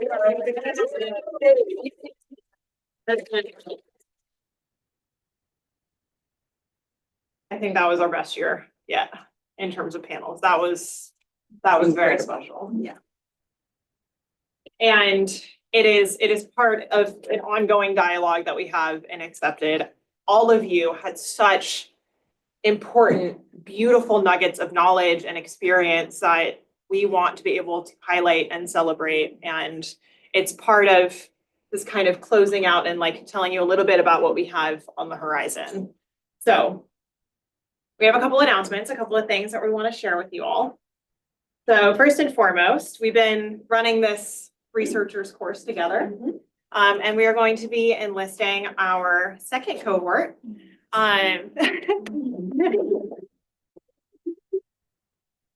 This time, the course is going to be run by Kate and Katie, and applications are going to close on the 25th.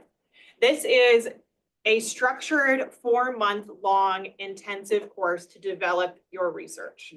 This is to help you develop a written sample, whether you are applying to graduate school, developing a conference paper, and helping you prepare your first abstract, or even helping you prepare for a peer-reviewed submission.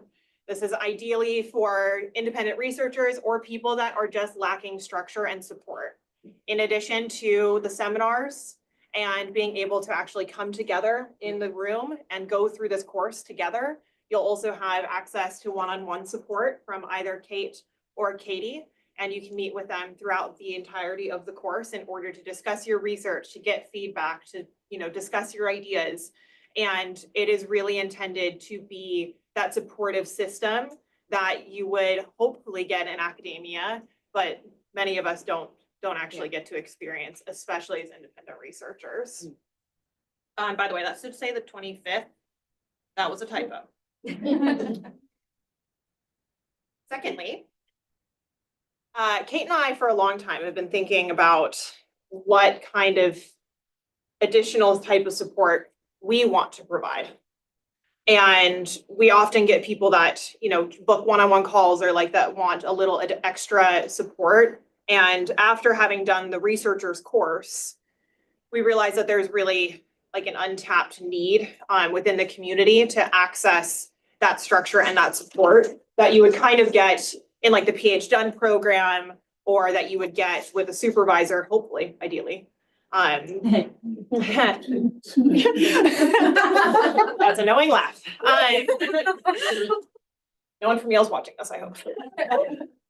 And this is essentially just the next step up over the scholars membership. It is very similar to the PH Done program, where people who join the fellows membership will have access to one-on-one support from me and from Kate. There will be exclusive write-in sessions and brainstorming sessions, as well as like just smaller like skills-based courses, like skills workshops, based on the needs of those students.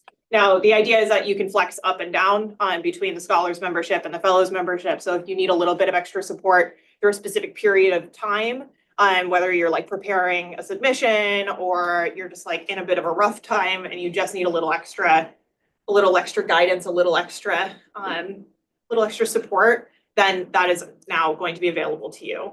That's going to open up on September 1st. So I'll let you guys know via circle announcements and all of that.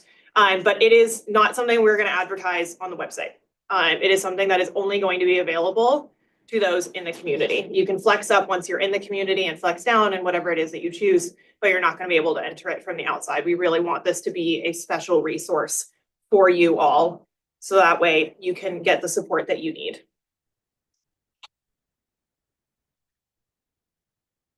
Accepted Academy. So we talked a little bit about this earlier, that we really wanted to create a resource where the community's knowledge is made public. So the way that this is essentially going to work is that you can propose a workshop or a lecture. And ideally, this is something like an intro to early modern literature, like the one being led by Kate, or an intro to fashion studies. And it's just a way for you to, one, get some teaching experience, to leverage your knowledge, and to share that publicly. So the way this is going to work is essentially that community members can propose to lead a session. We'll figure out times and help give you a little bit of support as you prepare. So you're not just like thrown into the deep end to figure this out. We'll guide you through it. And then you'll pull together like a 30-minute workshop or lecture that people in the community can participate in on Zoom. But we'll also live stream it, so that way that lecture portion of the session is also available to the public. There will also be like a 30-minute like Q&A session, and that will be closed to the community. So this is a space where we can begin sharing our knowledge, really like going hard on community-centered education. Just because you are not a lecturer, not because you are not a professor, doesn't mean that you don't have knowledge and the ability to teach somebody a skill, a process, a topic. And every single one of you in this room has something you can teach us. And we want to encourage you to come forward and share that with us. So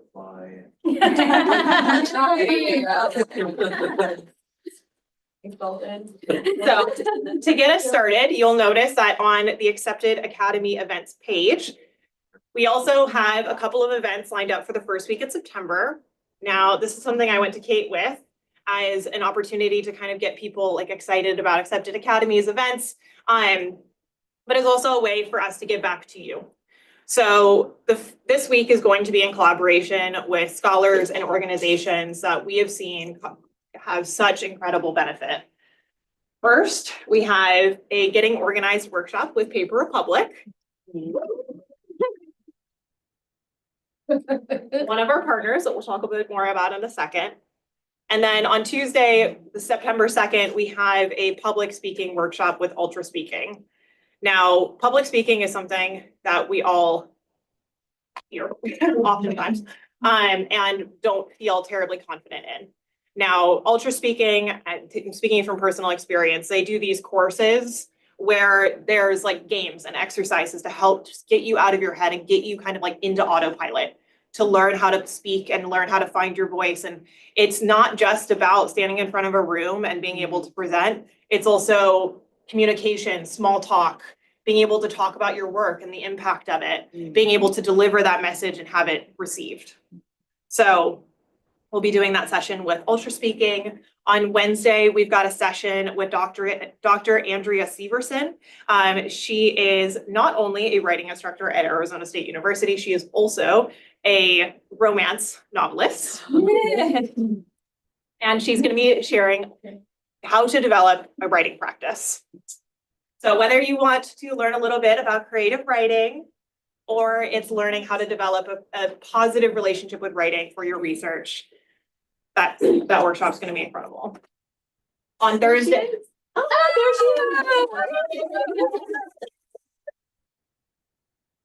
On Thursday, we have Being Well and Having Fun in Academia with Dr. Sydney Conroy. Now, she finished her PhD in clinical psychology at Cambridge last year. She's one of my really good friends.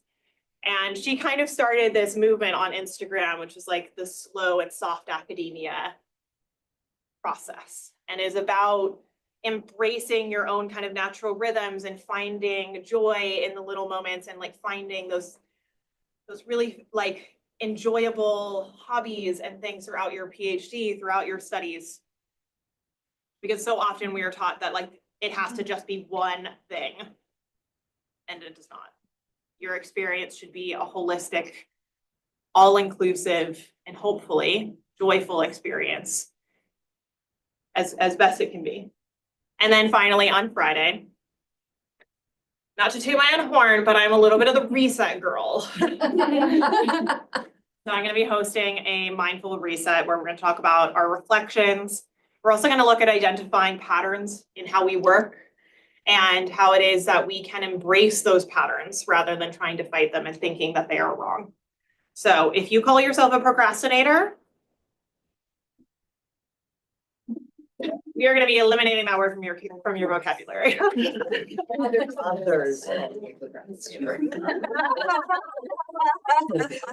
There's more accusation. So that is back to school week. We also have some very exciting sessions. We've got Katie running a session on secondhand. Kate is going to be running a session on early modern literature beyond Shakespeare. I also have a session, it's going to be more of a skills-based program on personal branding for academics and social media. So please go ahead over to the events page over on Accepted and go ahead and RSVP. Those are available to you as a member, and we can't wait to have you be part of it.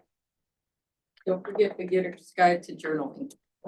Yes, and Amber's Beginner's Guide to Journaling, yes. Okay. And now for a very. No, wait. Sorry, I was answering some training, the chat, what's secondhand? Secondhand clothing, a history of secondhand clothing. Oh. Secondhand clothing and the history of secondhand.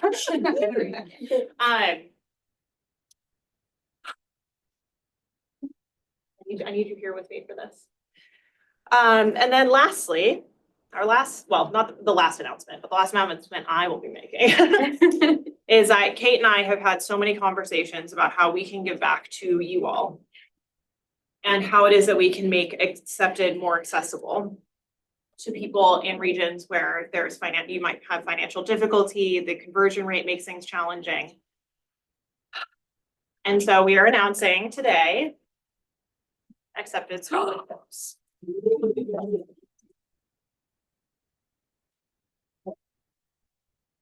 So the page is now available on the website, but essentially you can fill out a form, and it is going to be a quarterly process where we are going to review like the applications, and we are going to, based on the number of active members, be able to have a number of seats made available on either a free quarter of Accepted or 50% off for an entire year.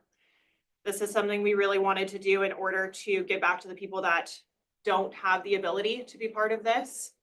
We also want to create future opportunities for like grants, research opportunities, be able to bring more people to these symposiums, And so I just want everybody to know that's watching that this is something that we are actively talking about. And this is just the first step that we're taking and trying to create more opportunities for people to be part of this incredible community. And speaking of that incredible community, it is time to hand things off to Kate. Okay. I think there's so many moments to celebrate that I'm gonna really struggle to narrow them down, but I essentially wanted to end off this session by highlighting within our community some of those really, really key moments that have happened that have sparked that wonderful sense of belonging and being seen, being heard, and resonating within our community. There's so many instances of this. I wrote the number down somewhere about the number of spotlights that we've had this year.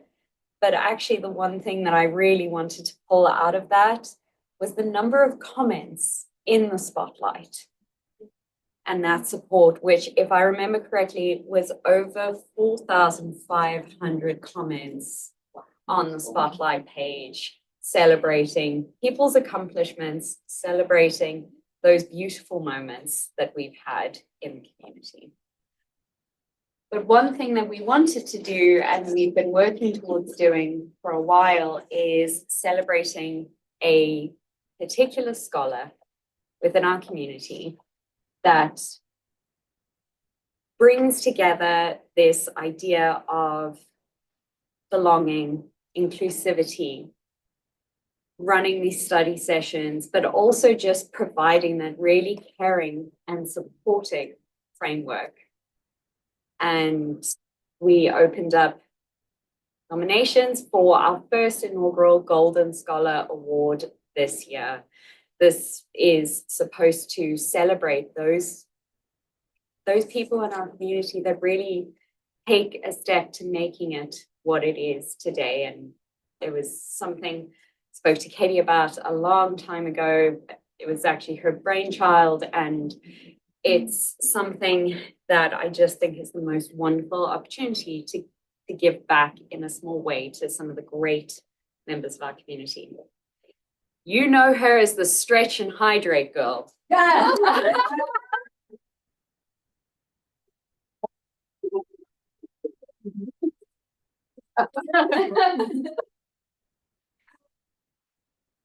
We get to the next slide.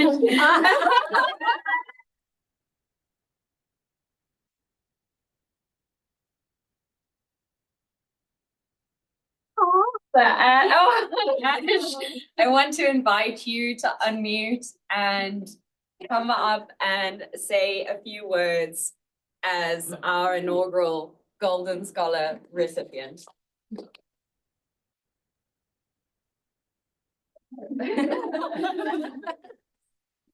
Try one more time. There we go. I'm just watching the comments. I don't know what to do.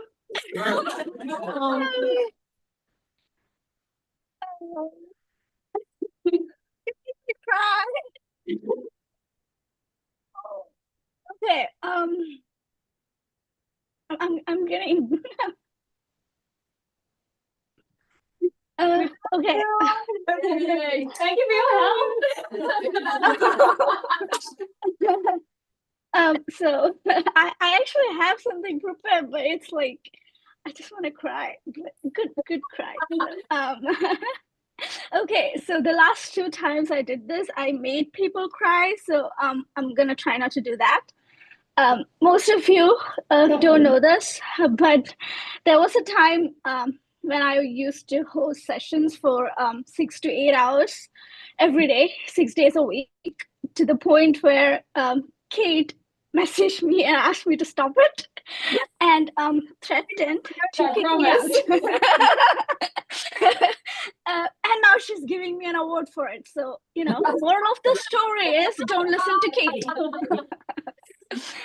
But seriously, Kate, thank you for always checking in on me, always making sure I rest. Even though I don't listen to you, thank you for still trying. Um, so I've always been surrounded by people who love me, but I've also always been a very, very lonely person. Obviously, when I was a kid, I didn't know what that meant, but I've always felt very lonely. A couple of months ago, when I was doing my journaling, thanks to Christy and the Artist Way, I had this epiphany that I haven't felt lonely in about 8 months, which was exactly how long I've been at Accepted. So if that doesn't tell you what this community means to me, I don't know what will, because I I no longer feel lonely. And it's very oh my god, I'm the one crying. Sorry. uh, which is good news because I haven't been able to cry in 6 months, so you know, good for me. I know that I'm getting this award because I am very supportive, but I just want you guys to know that whatever support I'm providing, I'm actually receiving it tenfold back because I wake up to like 85 messages from some people. I'm not naming names, but some people make me wake up to like 85 messages every day. If I don't show up to sessions for more than 2 days in a row, people text me asking what's wrong because I'm always in sessions. And to the point where people have told me that they would call 911 if I don't show up. But there are a few things I really want to mention because there was this one moment we were all joking about Accepted membership, something about the price or something, and Maggie, it was a joke, but Maggie said that if I ever reach a point where I can't afford a subscription, she said she'll pay for me because there's no way I can leave Accepted. She was like, there's no way you're gonna leave Accepted. I'll pay for you. And I know that was a joke, but I've always no, it's just that most of you know I've been a scholarship student all my life. I always had to rely on other people's money to get the education I wanted. So I'm at a point where I can obviously afford the membership, but having someone say that to me just meant so much more than it was intended for. And it's only been a year since I joined. I can't believe it, but it's only been a year. But I've reached that point where I can no longer imagine a day without Accepted or yelling at you guys to make sure you drink and hydrate, hydrate and stretch. So I just want to say that thank you. Thank you for everything. For almost all of you, I'm just this blurb on the screen that you see every day and the one that yells at you every day. But you guys have shown me so much love and care and all this affection. I don't know what to do with it anymore. So thank you. I just want to say thank you. I wish I was there to hug you all, but I can't. So I'm sending virtual hugs. Thank you for everything. And I'm done. I'm gonna cry now. I'm done. Thank you.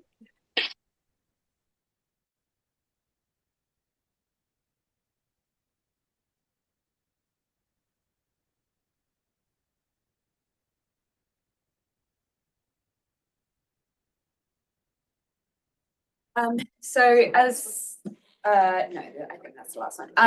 So as a part of the inaugural Golden Scholar Award, we have partnered with Paper Republic to provide this award to Ash, which is a custom-made Paper Republic notebook that you can see there.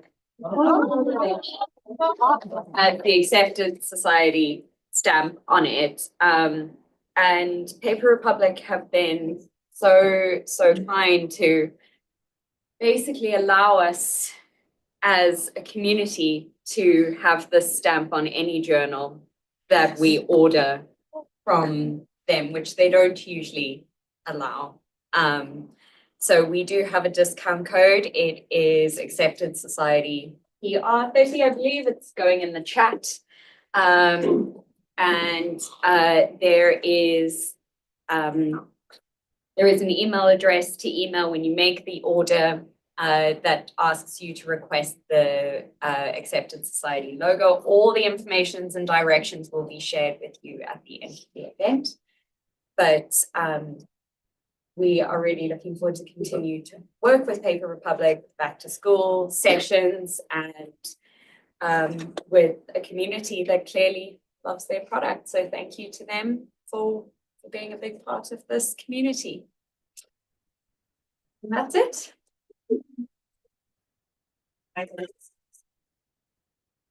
Okay, before we completely close out today, just to set us up for tomorrow, we have a very exciting photo shoot with our dedicated photographer, Laura, tomorrow morning. What time did we say? 8:30? 8:30. So we will meet at the Bridge of Sighs at 8:30 tomorrow morning for anybody that is willing to participate. You don't have to. Where at?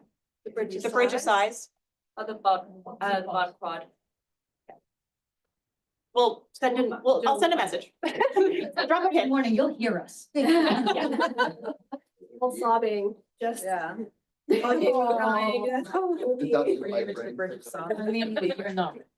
And too much mushiness. We'll have our photo shoot for anybody that would like to participate.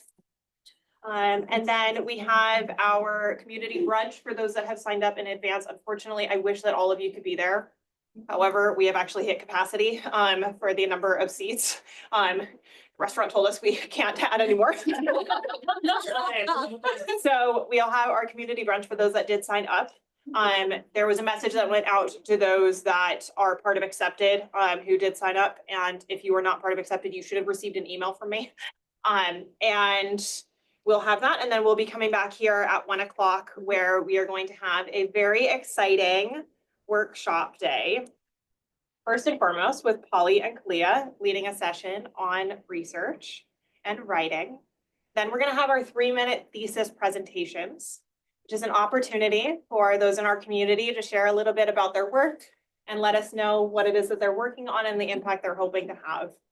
And then for those of you applying to grad school, we're also going to have a session specifically about applying to graduate school and finding funding.